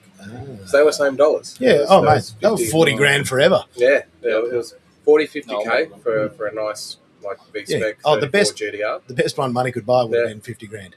Yeah, and I remember looking at it, and I remember saying to my dad, and I said, I'm at this pivot in life that I want to get out of dirty old Nissans, and I want to get something comfortable, and that I can drive around and be comfortable. And he's like, well, look, if you're buying this dirty old Nissan, it's going to be, what were they, a 96. So he's like, it's going to be 12 years old. It's going to have problems, and you buy a new car, warranty, it's all comfortable, air conditioning works, and he talked me into buying the Commodore. Which is the worst advice you've ever been given. Well, but it was fine until he started drifting it. Alternate universe though, where R34 is going to become a $250,000 car? No one would have. Not ever did I imagine that. Although, if I had got the Skyline, you would have thrashed it. I would have, and I wouldn't have met the people who I would have met Correct. today. That's what You'd it be sort a of comes But down instead, to. you got the Exactly. glorious Bogan Chariot. And it lasted, I guess, I bought it and I put like a set of springs in it and some wheels, and I kept it standard for about 18 months to 2 years or so. And it was actually at Matsuri 1 when I was like, I'd seen this new Drift Matsuri thing, and I was like, fuck it, I'm going to build a car for it, and I'm going to take it out. Again, wrote it off after a few hours, and I was like, well, I've got my entry ticket. And my mate was like, you've got the VE at home, just bring it out. You've got some wheels for it. Just See what happens. see what happens. And I tell you what, drifting a 2-year-old car in front of that Matsuri, it was one way to get noticed. But I still remember coming out of turn 2. It was about I think 4 or 5 p.m. on Saturday night, and I could start to hear the tyres started to deland.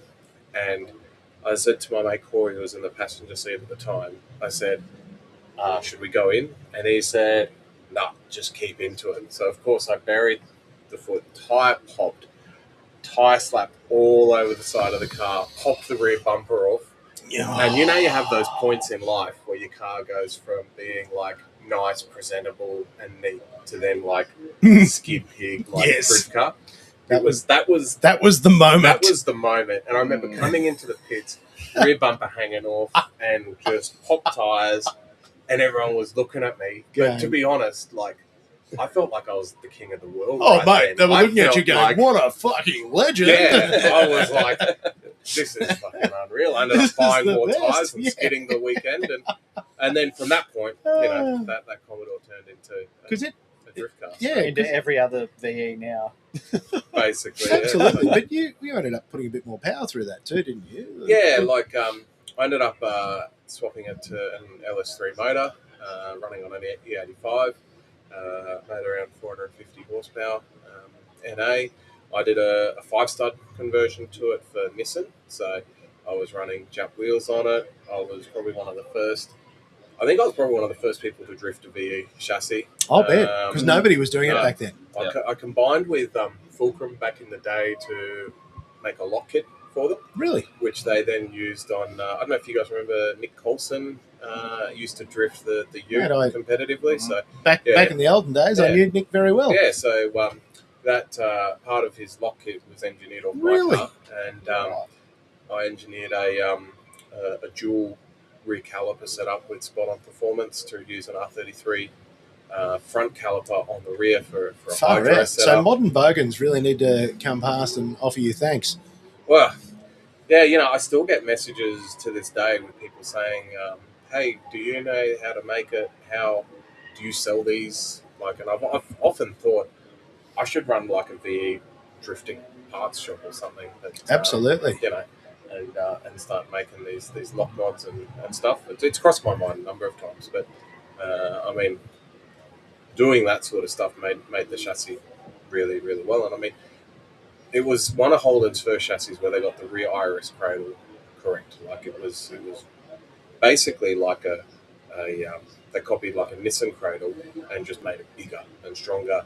And then the front end was a lot of BMW elements. Yeah, a lot of BMW elements in the front end with the steering rack at the front, which was great for locks. So, and bit of lock, bit of car star, welded diff in it, and you're off. It was just unreal. So, see, the things you learn on this show, you don't come here for quality programming, but geez, you can accidentally learn some stuff. Far out. I'm sitting here learning stuff at the moment too. It's great. I just didn't realise how much you'd done in terms of developing VEs to make them drift. Like, well, they're 2 years old and there's no 2 parts. years old, no one else was drifting them, so and absolutely there was not much available. So. Not when you've just dropped 50 grand on it. You're blowing the tyres out and ripping your bar off, and the people are going, "Oh, look, we're in the place for it." Yeah. That is actually really pretty awesome. Yeah, so. That is pretty awesome. Like, this is OG territory here, mate. Yeah, thanks. No, honestly, I think that's really amazing because back then as well, because again, I'm pretty deep in that world, and it was very much an outcast sport. Yeah. And that is the difference between then and now. Is it was really quite frowned upon and not. It was very fringe. Yeah, 100%. And yeah, but I think having drifting the Commodore, it was showing people that yes, because back then it was basically S13 Skyline, very like cookie cutter. No one was drifting anything else, and it's I guess being that prices of those sort of hero cars have gone through the roof. Like you look out there now, and you've got new Right. 86s, you've got a Commodore that just drove past, you've got Falcons, lots of BMWs. There's all sorts of cars. A86. There's just so much variety Absolutely. out on track, and Yeah. that's what I love about this though. Not just the variety, but when you're talking to people about how long they've spent trying to build their car from Matsuri, how smart some people are when it comes to trying to just develop bits on their own car out of their shed. The ingenuity behind a lot of it. To just figure it out. Yeah, whether it's people want to chase it more lock, or they want to chase it more side bite, or just the sort of things that people come up with are next level. And that's a big The part backyard of what I love. R&D Yeah. in the drift world is fairly insane. Well, the one thing about drifters is a lot of the community. They're all very helpful to each other. Absolutely. If you've got similar sort of car, then they will always have time to help you. There's not a lot of gatekeeping involved. There's really not. No. People are just happy. You just want to see everybody out there. Most highest level. You see people. Otherwise, no. You see people at for example, we'll call it like stance or show cars, right? What are your wheel specs? What suspension? I'm not telling you. I had to do all this myself. Whereas you go and ask someone on the track here, hey, like what lock setup do you have? What suspension do you use? And they're happy to tell you. They're happy to listen talk for about 15 it, minutes. Yeah. They'll tell you where they got it, what they did. Oh, my mate's mate helped make it. Here's his number, or message him on Messenger, and he'll hook you up. Yeah, look after you get it done. Exactly. Yeah, you always find yourself 20 minutes later under the bonnet or under the garden, sitting there and pointing stuff out and having a look. And circuit racing is the same, where you can't talk to anyone about anything. Yeah. Well, funny you say about that. I remember I bought a turbo a couple of years ago, and this guy listed it for sale. It was just a high-fly RB25 turbo, and I went and bought it, and he was like, "Oh, it's at this guy's house. This is his address. Go pick it up." And I was feeling a bit sketchy because I wasn't buying it off the guy I was dealing with on Marketplace. So I get to this guy's house and I start talking to him, and he's like, "Oh, yeah, this is my turbo that I'm selling." And I said, "Well, why did you make list it? Like, don't you have Facebook or something?"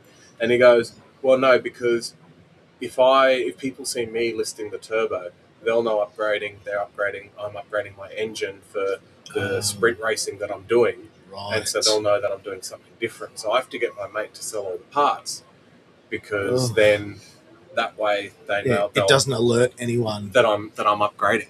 Wow. Like how intense is that? That's intense. And I was like, wow, is this the sort of world you live in, where everyone's like, spying on what people, mods and what they're doing, Whereas I guess that's the one thing about Matsuri is people, it's not an event you can win. No, you can't. Well, you can be the biggest legend. Well, you win. Yeah, but the biggest legend can be in a $500 AU as well. Correct.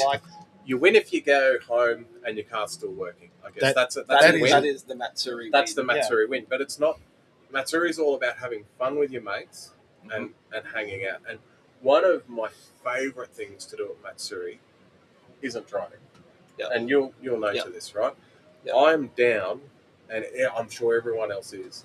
If someone in the pit bay next to me is broken, I'm happy to help fix. I'm happy to drive to get them parts. I just want to see all my mates. I just want to see everyone on track having a good time. That's what, to me, that's what Matsuri is all about. It's a whole mateship and a community.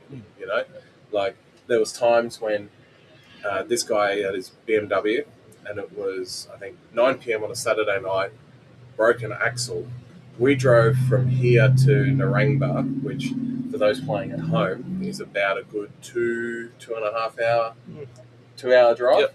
Then we drove to Narangba, got under this car in hideous mosquito-ridden swamp conditions, pulled out these axles, Oh. drove back, and put them in.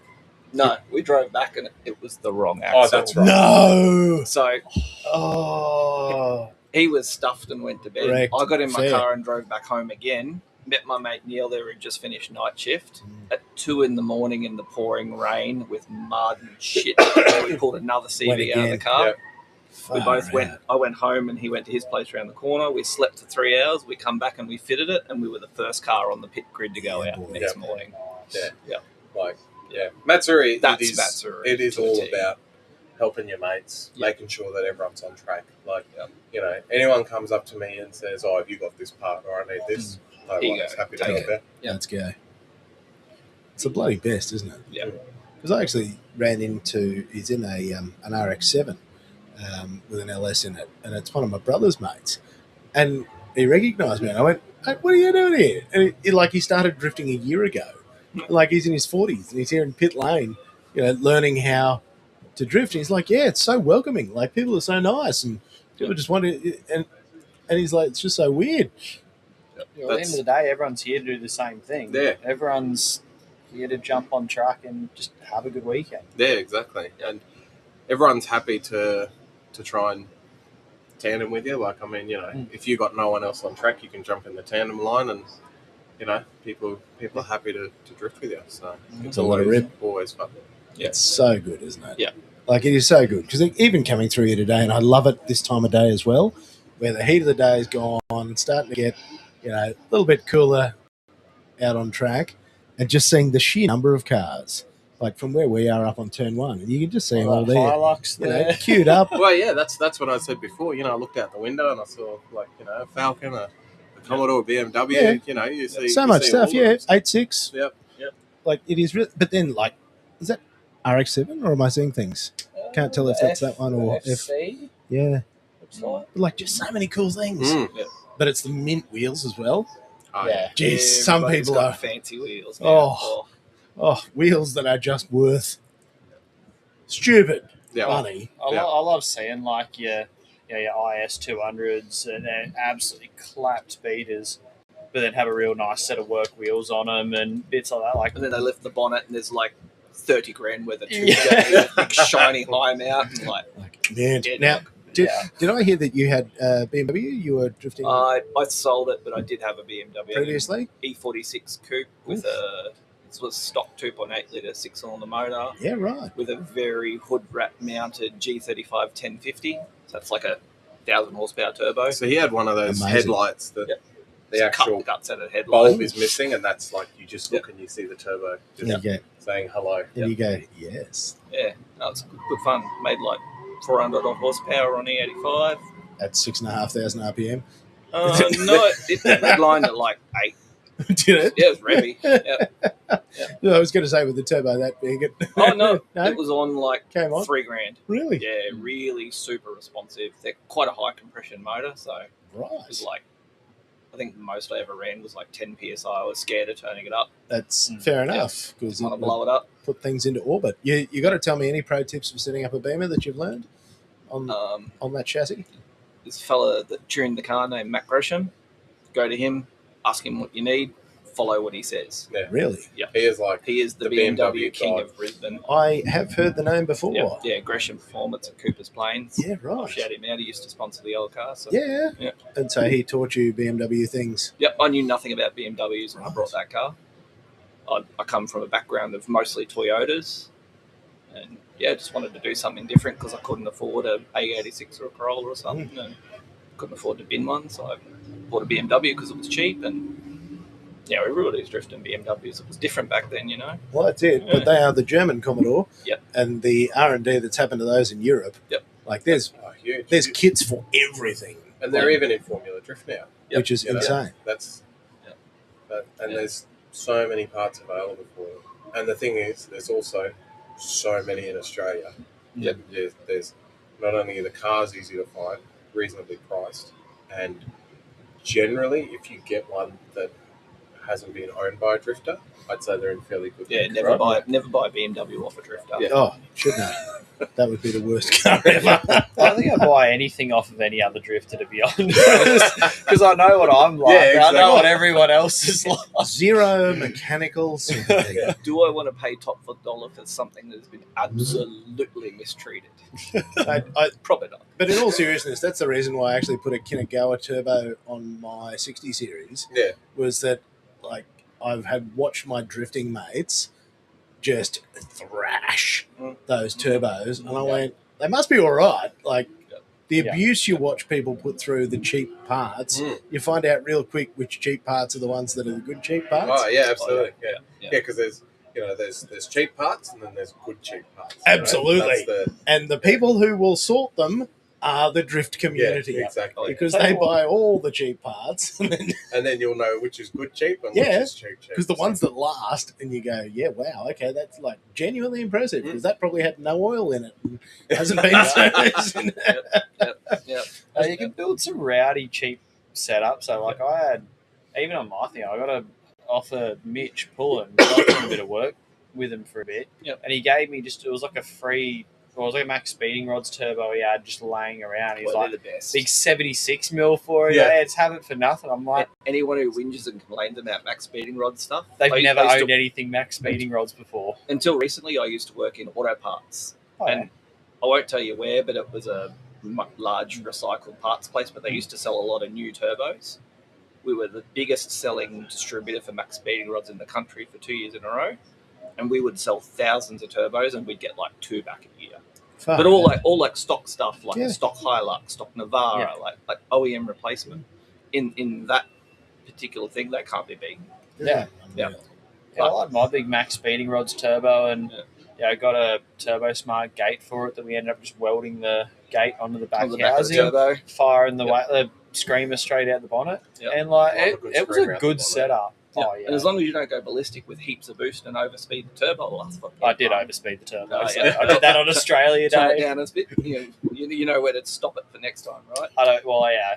No, I'm swapping the setup around a bit because I want to go that like RB sort of sound with them, like running a 6 boost on them. So that does sound good. slapping a 6 boost and a 3584 on it, and not gonna up boost too much now. Keep it low.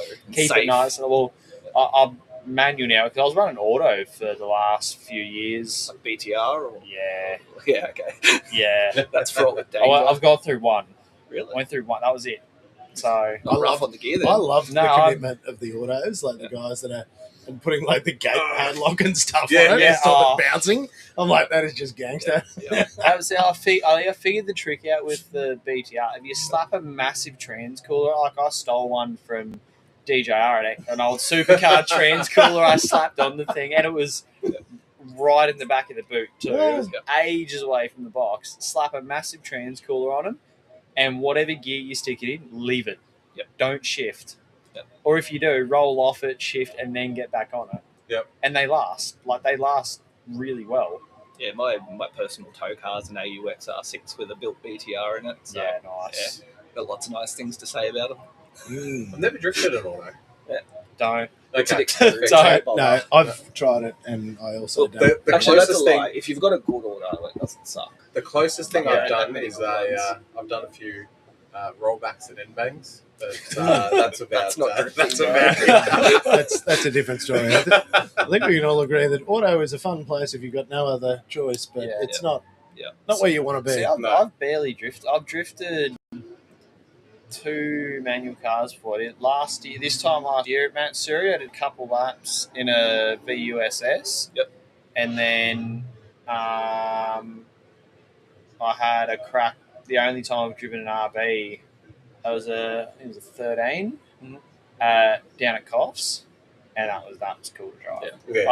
I have a bit of a soft spot for the RBs now. And they're after that. fun and they sound amazing and they're definitely, they're OG definitely. JDM law, Yeah. but fuck man, the upkeep. So that's the good Yes. thing about the Barras. They're so Barras are pretty cheap good. to run. They can cop, especially the NA. they can cop so much abuse. Oh, Like, 100%. Set of valve ridiculous sprinkles and amount. oil pump gears and send it. Yeah, that's all mine, mate. It's literally a BA grey top with oil pump gears, valve springs. I'm like, cool. Yep. Throw some boost at it, done. And if you kill one, you can just find one on Marketplace. Marketplace. Like, yeah, or Wreckers, swap it $500 in. bucks for a motor, and In an hour or two, and you're back out on track, right? Or if, Yeah. or if you break an alternator or a starter motor, either someone's got one here or you go to Repco and get Yeah, a new just one. go down the road and you're Well, done. like when I first put the LS in it and I took it for the dyno tune, and they called me up and they were like, "Oh, your TPS is faulty. You're all right. We'll put a new one in there." And I was like, "Okay, well, how long is it going to take to get TPS?" And he goes, and the tuner was like, "Yeah, Repco next door, they got them in stock, so I'll just go grab one for you." And I was like, "Man, if this was like An Oh, RB. an RB or it'd be like a anything like three-week Nissan or policy. import, it's like, well, it's ex Sydney, you pay through the roof for one, or you get an extra pan or whatever, and you know But you're not getting Tom to the local JDM yeah, Wreckers. like you're not Yeah. getting your tune done today, sort of thing. But yeah, you know these again, getting something with like for BMW to an extent, or Holden LS1 common or common whatever, cars. is Yeah. you can get parts. Like how many? Our friend Talabs has a BMW, had a BA or a BF motor in it. That's Before right. Yeah, you used to have a BF, For- just an NA with NA. valve springs. Yeah. and And stuff. he did a water pump, or two Yep. of them at Matsuri. Was like super cheap, off the shelf. Yeah, just down the road. You know, and Yep. away Yeah. you go. and it's like 15 minutes to change them. Yeah, You're back out on track. exactly. Easy.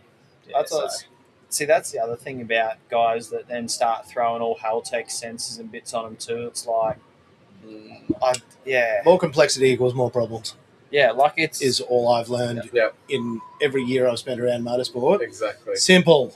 Keep it simple, Simple, stupid. Simple. Yeah. Yeah. Otherwise, Start with a bad. good base, keep it simple, maintain it. Change your oil. Change your fucking oil. I feel like I should let you blokes go because everyone's been here for a while now, Yeah. and we're actually it feels dangerously professional at this minute. So I'm just going to blow that up Yeah, perfect. and let you guys get back out on track. Yeah, let's go do some more Be wheelies. Yeah. some more ferals. Yeah. Absolutely, but guys, thanks for hanging with us. Really appreciate it. No worries. No worries. Yeah. Thanks for having us. Enjoy That's fantastic. the rest of the time at Matsuri. Thank you. Man, it's just a thank really you. good time, isn't it? That's It's the been whole. great. That's Nice to meet that, you. and you. The best part about this, and this is what I wanted, it was just the shit talk that happens in the paddock, Mm. and I was like, we should bottle that Capture a bit. in an Yeah. air conditioned. Yeah, and I'm like, Yes. and then you can just talk shit with your mates, Yeah, 100%. and then your new mates that you don't even know you've. Yeah, exactly. because we're all just the same idiots. Mm. All right, we're Exactly. going back to QR Drift Matsuri. Catch you later.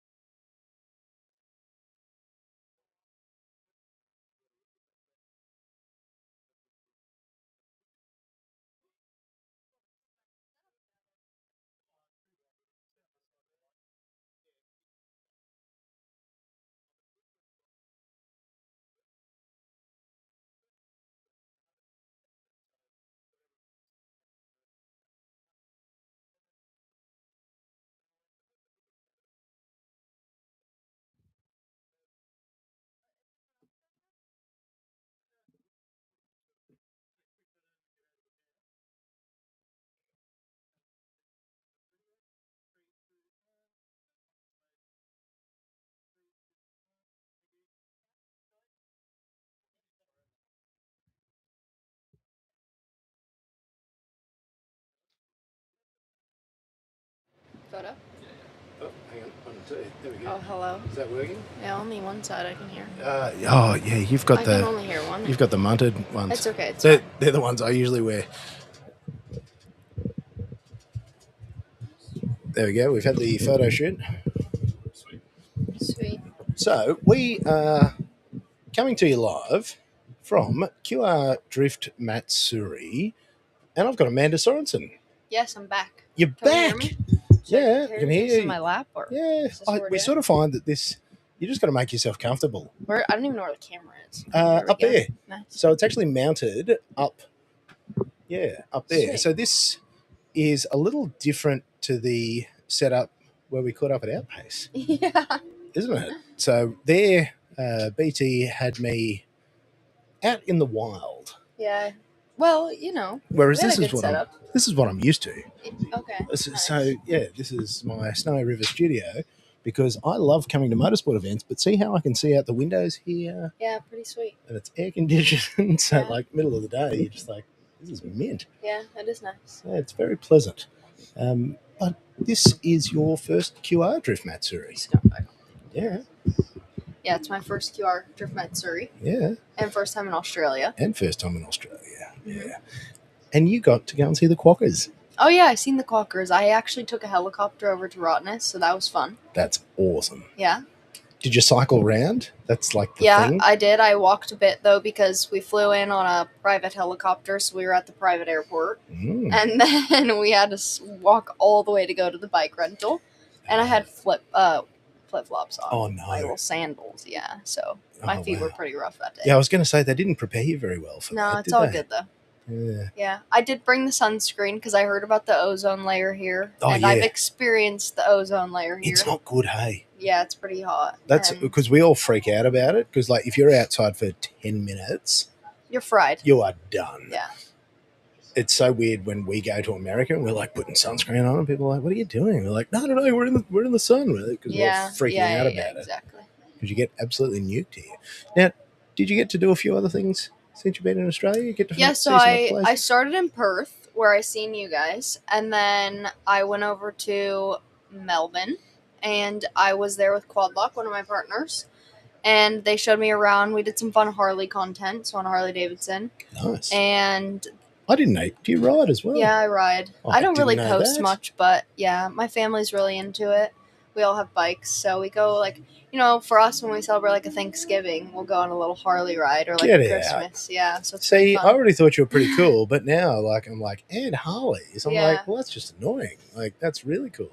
And so we did some Harley content, and then I caught up with one of the drivers there that is also a Quadlock ambassador. She drives Rally.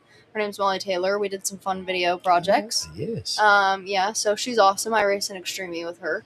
And then what else did I do? I actually did a lot of laundry. I stayed in Airbnb, so I cooked every day. Oh, wow. It's one of those things where you go on a long trip for like 3 weeks, and you're like, I just want a home-cooked meal. You do So- get sick of eating out. Yeah, everyone's like, stuff. what are you doing? I'm like, oh, I'm going to go grocery shopping and do laundry. Yeah, like that's living. That's that rock star life, isn't it? That Yeah. international driver. Flying around the world doing your laundry, home cooking, and you go. Yeah, exactly. And then I found some Pilates classes, did some they had this place called 1 Hour over in Australia, or 1 Hour Australia, which is like basically a reshaped fitness class. Right. It's so intense.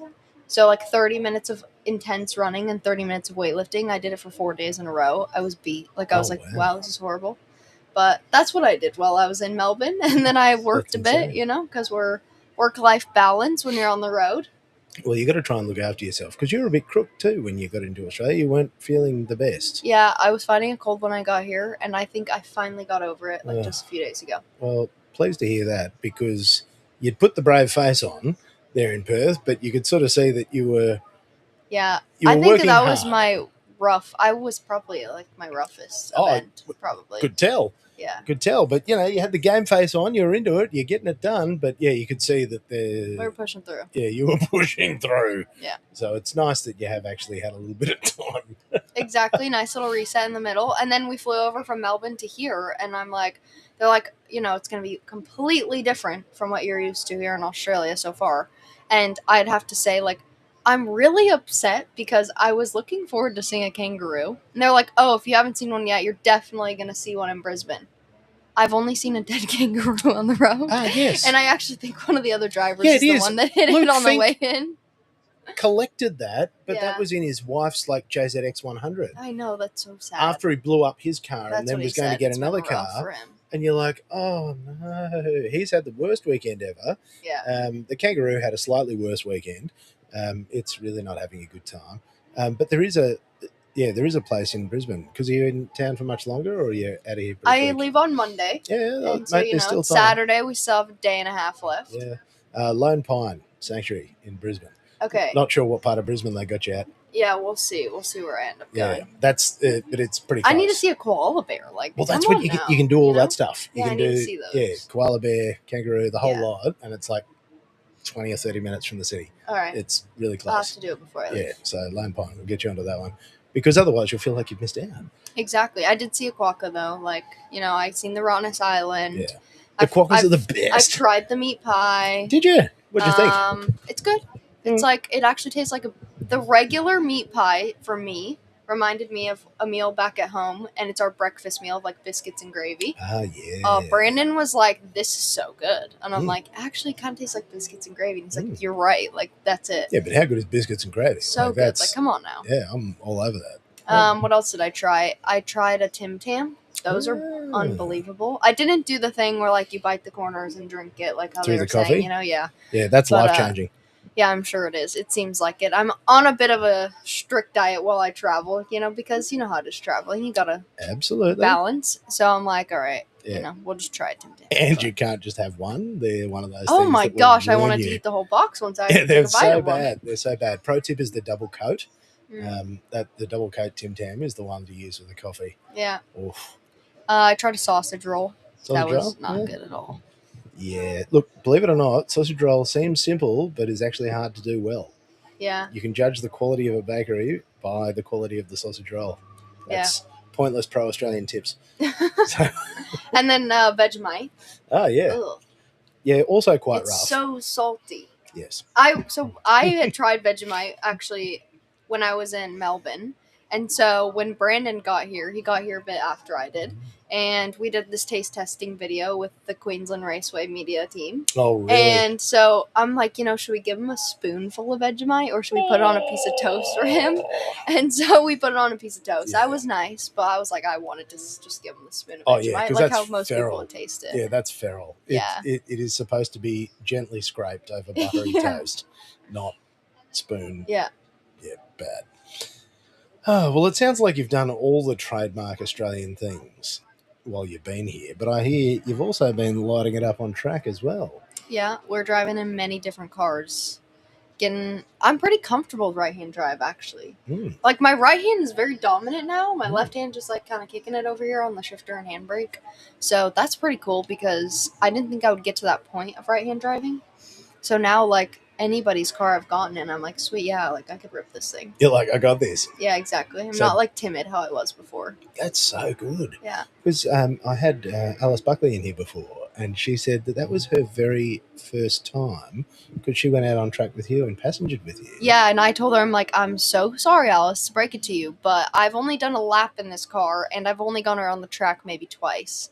And so, like, I'm like, you know, just buckle in for a ride. We'll see what we got. You know, and she's like, not gonna lie, I'm kind of nervous. I'm like, it's okay, you're in good hands. But, like, I'm used to being in these uncomfortable situations when it comes to the drift cars. So I'm like, we got it. She We was ripped. blown away. Like, It was fun. It was really fun because she is not familiar with drifting. No, exactly. So it's, like, fun to take somebody whose brain doesn't They got understand no that. idea, and they're like, Yeah, she's like, honestly, I'm really scared. I'm like, it's okay. Like, we're going to be fine. yeah, you'll be fine. And she just couldn't fathom. She said that first half of it out there with you where it feels to a passenger, it feels like it's out of control. Yeah. But then once you get past the panic, and then she's like, oh my God, she knows how to like make that car dance. And I'm like, yeah, this is like ballet. Yeah. In cars. It's pretty sick. The way that you do it, because she was just watching the way that you could control the car. And she said there was a cone or something on track. And you Yeah, were like, there was a floating cone out there, so I Yeah. had to take a shallow line. But, like, we were far, like, deep line, and then I was like, all right, we got to shallow but like up you a were bit. already committed. Yeah. That's what she said. She said you were like already committed. You're coming in hot, and then you just correct her, and she's like, "How? How? What?" Just couldn't fathom what was going on. Yeah, I love giving people their first rides. It's so Oh, fun. man. It's so refreshing.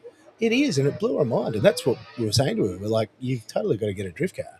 Okay, this Yeah, is exactly. you don't realize it. You don't know this yet because you're in circuit racing. But You need a drifting drift is car. the best. Yeah, the atmosphere, all those things. We talked through all of it. Yeah. Yeah.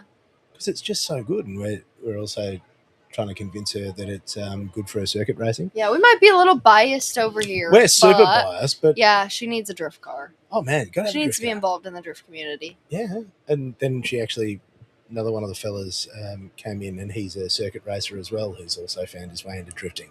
And he's Yeah. like, "Yeah, you totally got to." I have some IndyCar drivers, NASCAR drivers hit me up and say, "Hey, can I do some drift lessons?" Yeah, Because really. we need some training and we think it's really good for car control.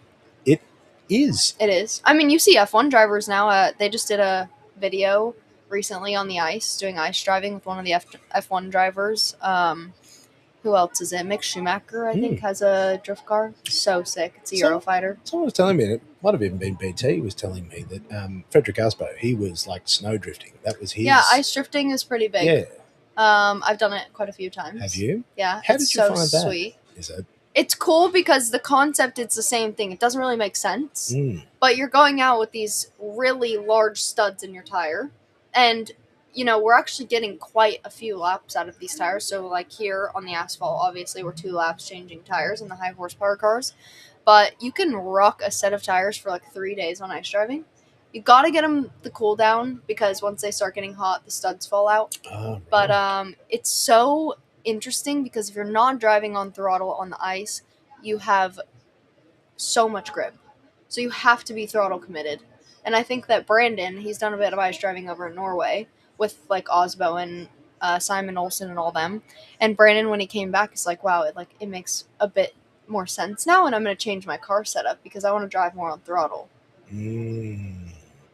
And I think that this is the wonderful thing about learning something like drifting for people who are, in other disciplines.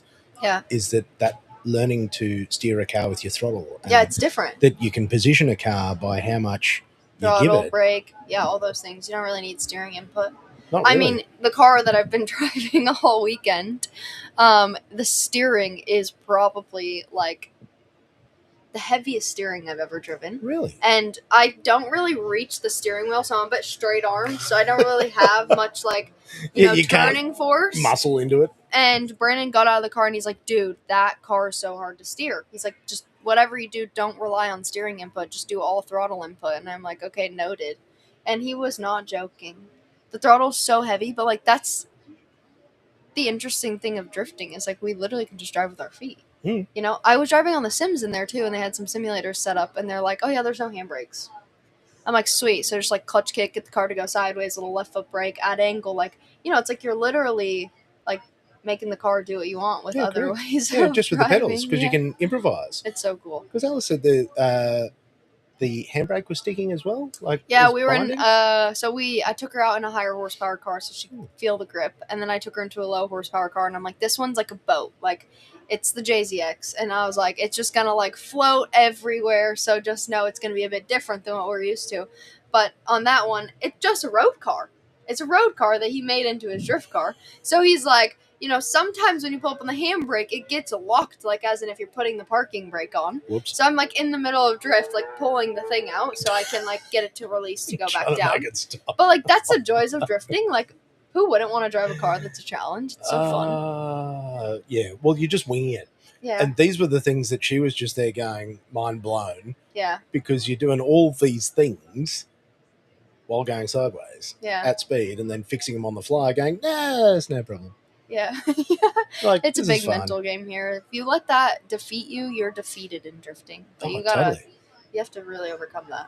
And you've got opening round of Formula Drift coming up too, don't you? Yeah, our first round in Atlanta. So Brandon will have his first round in Long Beach that we're preparing for, and then after that we'll be off to Atlanta on the East Coast. Far out. So You're not at Long Beach? No, I don't drive. So I drive in the Pro Spec series. Yeah. Brandon drives in Pro, so only the Pro drivers are at Long Beach. Really? Yeah. Okay. And see, this is just an Australian bloke who's not sure. So my apologies. All good. All yeah. good. So, okay. So Atlanta's your first round Yeah. for yourself. So you got a little bit more. Yeah, so I literally get home on a Monday, and the semi leaves on Friday to go to Long Beach. Oh, wow. And then we have some testing Saturday, Sunday, Mondays tech, Tuesday media day, Wednesdays off, setup, quali, comp, back home 2 weeks, and then they're off to the East Coast, which is about a 4-day drive in a semi from the West to East Coast. Right. So we have to prepare everything. We do a big prep before everything goes to the East Coast because we're based out of West Coast, like kind of more California area. Like we're in Las Vegas, so West Coast side of United States. So when everything goes to the East Coast, we have to have everything ready because we have 4 rounds on the East Coast. So any problems that we have there, we're obviously renting shops, car lifts, whatever, and fixing them on the fly over there. Yeah, wow. Yeah. And so do you go and support Brandon as well? Do you get to... Yeah, You so go and do Brandon and that I and- are 2 peas in a pod. Brandon really is more about car setup, works with the engineers and the teams. I do all the business.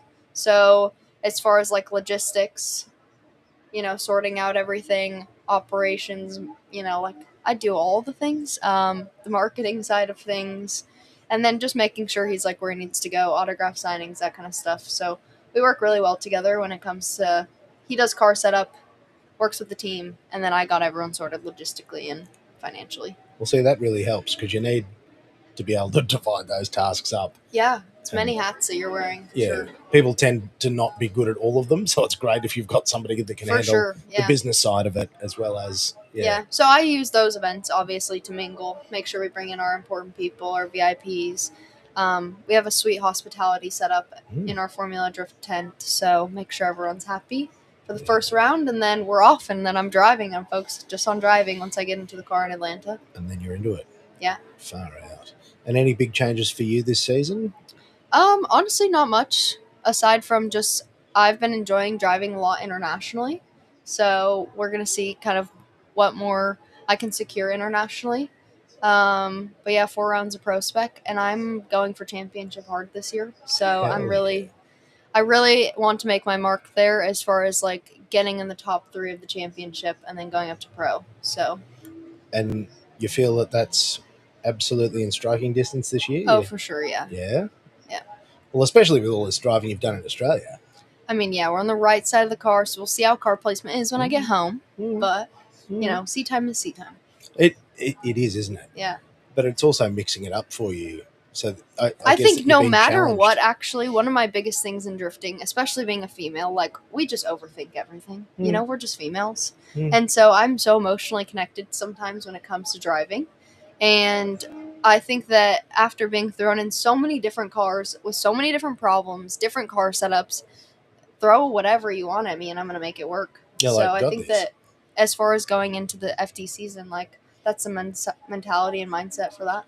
That probably is actually the big takeaway, isn't it? Because you've just been literally thrown in the deep end here. Yeah. You said like that first lap in Perth, where you're like, oh, this is the line. Oh, no, that's not it. And then second time, you're like, bam, got this. Like just forcing you miles out of your comfort zone. Yeah. And I like, mean, Pococoe, I would have to say, was the biggest jump for me. really? I Why is mean, that? Because for one, my last time driving before that was in Poland, which was in September. Mm, So I had yeah. October, November, December, January, and February off. 5 months with no driving. It's been a minute. Exactly. And I got into the car, right-hand drive, brand new chassis I've never driven before. It was a BMW platform, but still. And right-hand side, they're like, oh, it's really fast. You need to have big commitment, big entry. And then they're like, but also, if you don't commit, it doesn't work. And I'm like, Great. okay, cool. Okay. So first day, we had a bit of car problem, so I didn't even get to go out for practice, and I was sharing the car. Second day, they're like, we're going to have Amanda go out first. Like, she's our guest driver. We're going to put her out on track first. 5 minutes before I start to go out, it starts pouring rain. Oh, no. I have no rain practice. Oh, Maybe a no. little bit of rain practice, but it doesn't rain in Las Vegas. Mm. It doesn't rain on the West Coast, really. Like, we don't really get a lot of rain driving. So I'm like, cool. In a brand new car, right side of the car. Homeboy just told me that he's like, the guy Aaron, Yeah. he's like, oh, I just rebuilt this car. It's literally all brand new. And I'm like, oh No- my gosh, no, No pressure. pressure. Exactly. So full send, 160 kph into turn 1 around Pocahontas, nailed it my first time, and I was like, all right, that's the biggest confidence booster ever. Hell We yeah. got this, you know. we got this. So after that, I was like, we can figure it out. Yeah. See, we've got it figured out. This is your Upside Down Australia pre-season. Yeah, what do they say? Workout. Upside down, halfway. I don't know. What's the word? There's like a saying I've been told. Is there? Yeah, I because actually like don't know technically you're a day ahead. Oh, Oh, yeah, yeah. upside down in the future. Upside down in the future. Yeah, okay. And then there's like another part of that. Yeah. I don't know. No, Anyways, I don't know. But Okay. we just know that we're a very long way away yeah, and very isolated. 30 hours of travel to It's get here. savage, hey? When I was told that there's 5 more hours on the flight to get to Perth from Sydney, Isn't that gross? my gosh. Like the trip to Perth. I was so devastated. I Yeah. almost just stayed in Sydney that Oh, night. you'd just be like tears. You're like, can please, no, Yeah. stop. Exactly. But we're here, and I You've am so made it. glad that I pushed through, and we made it this far. Even though I was sick, fighting a lot of things, Mhm. and so yeah, new You've cars, done new a massive atmosphere. Australian tour, hey? I know. I've basically seen all of Australia now, except for a kangaroo and a koala. You've seen more of Australia than some Australians would see. I'd say, yeah. And you've done it in a month. Yeah, that's crazy. And that is actually crazy. Yeah, right. So when you get back, so you're into it. So it's literally go home. Yeah, cars Pack are the getting wrapped trailers. as soon as I get home. So Oh, we had a bit of a wow. hiccup when we were supposed to be gone. They were supposed to be getting wrapped, but yeah, there's a lot of going on as well. And like, I'm still working while I'm here, so I'm up at sometimes 2 a.m. our time, Yeah, which taking is meetings. gross. Yeah. Yeah, and then like scheduling content to go out and making sure everyone's happy at home. So Wow. there's a lot that's been being prepared. Thankfully, we are on a bit of an overlapping time zone to where I can work in the morning while everyone's still awake.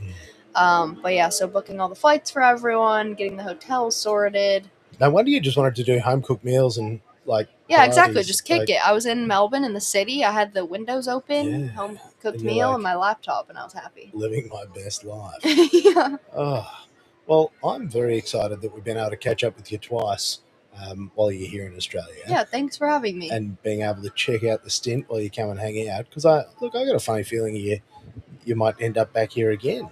We'll see. We'll Right. see. Oh, well, mate, that bloke BT and some of these other silly friends that we've got who For sure. like to do crazy things. I know. And what does BT say? You can't do cool things without cool people. Hell yeah. Yeah. And we know a lot of cool people. Amanda Sorensen, thank you. Fist bump Thank of you. friendship. Just bloody delighted that you come and hang out with us and share your time and, again, getting out on track. You back Yeah. out on track again today? Yes, I am. I'm about to go put Yeah. the suit back on. I just judged the Backy contest. That was Oh, pretty how was sweet. that? That was sick. Everyone's so full send. They're a bit limited with their equipment, so I'm just just get on the throttle a little bit sooner, or extend it a little bit longer. It was so cool to watch everyone got there fully committed though. And now you got to go and show them how it's done. Oh yeah, Brandon and I have a big competition going on right now, so I got Really? some practice to go put in. All right. Well, Amanda, we are going to let you do it. For anybody who wants to follow you on socials and all the cool stuff you're doing in FD, where can they find you? Yeah, on Instagram it's Amanda.Sorensen12. YouTube just Amanda Sorensen, and TikTok Amanda_Sorensen. We'll be Look me following up, you. You'll find me. We will be following you. Amanda, thank you so much. We're going to get back to the action at QR Drift Matsuri. Thank you. Catch you soon.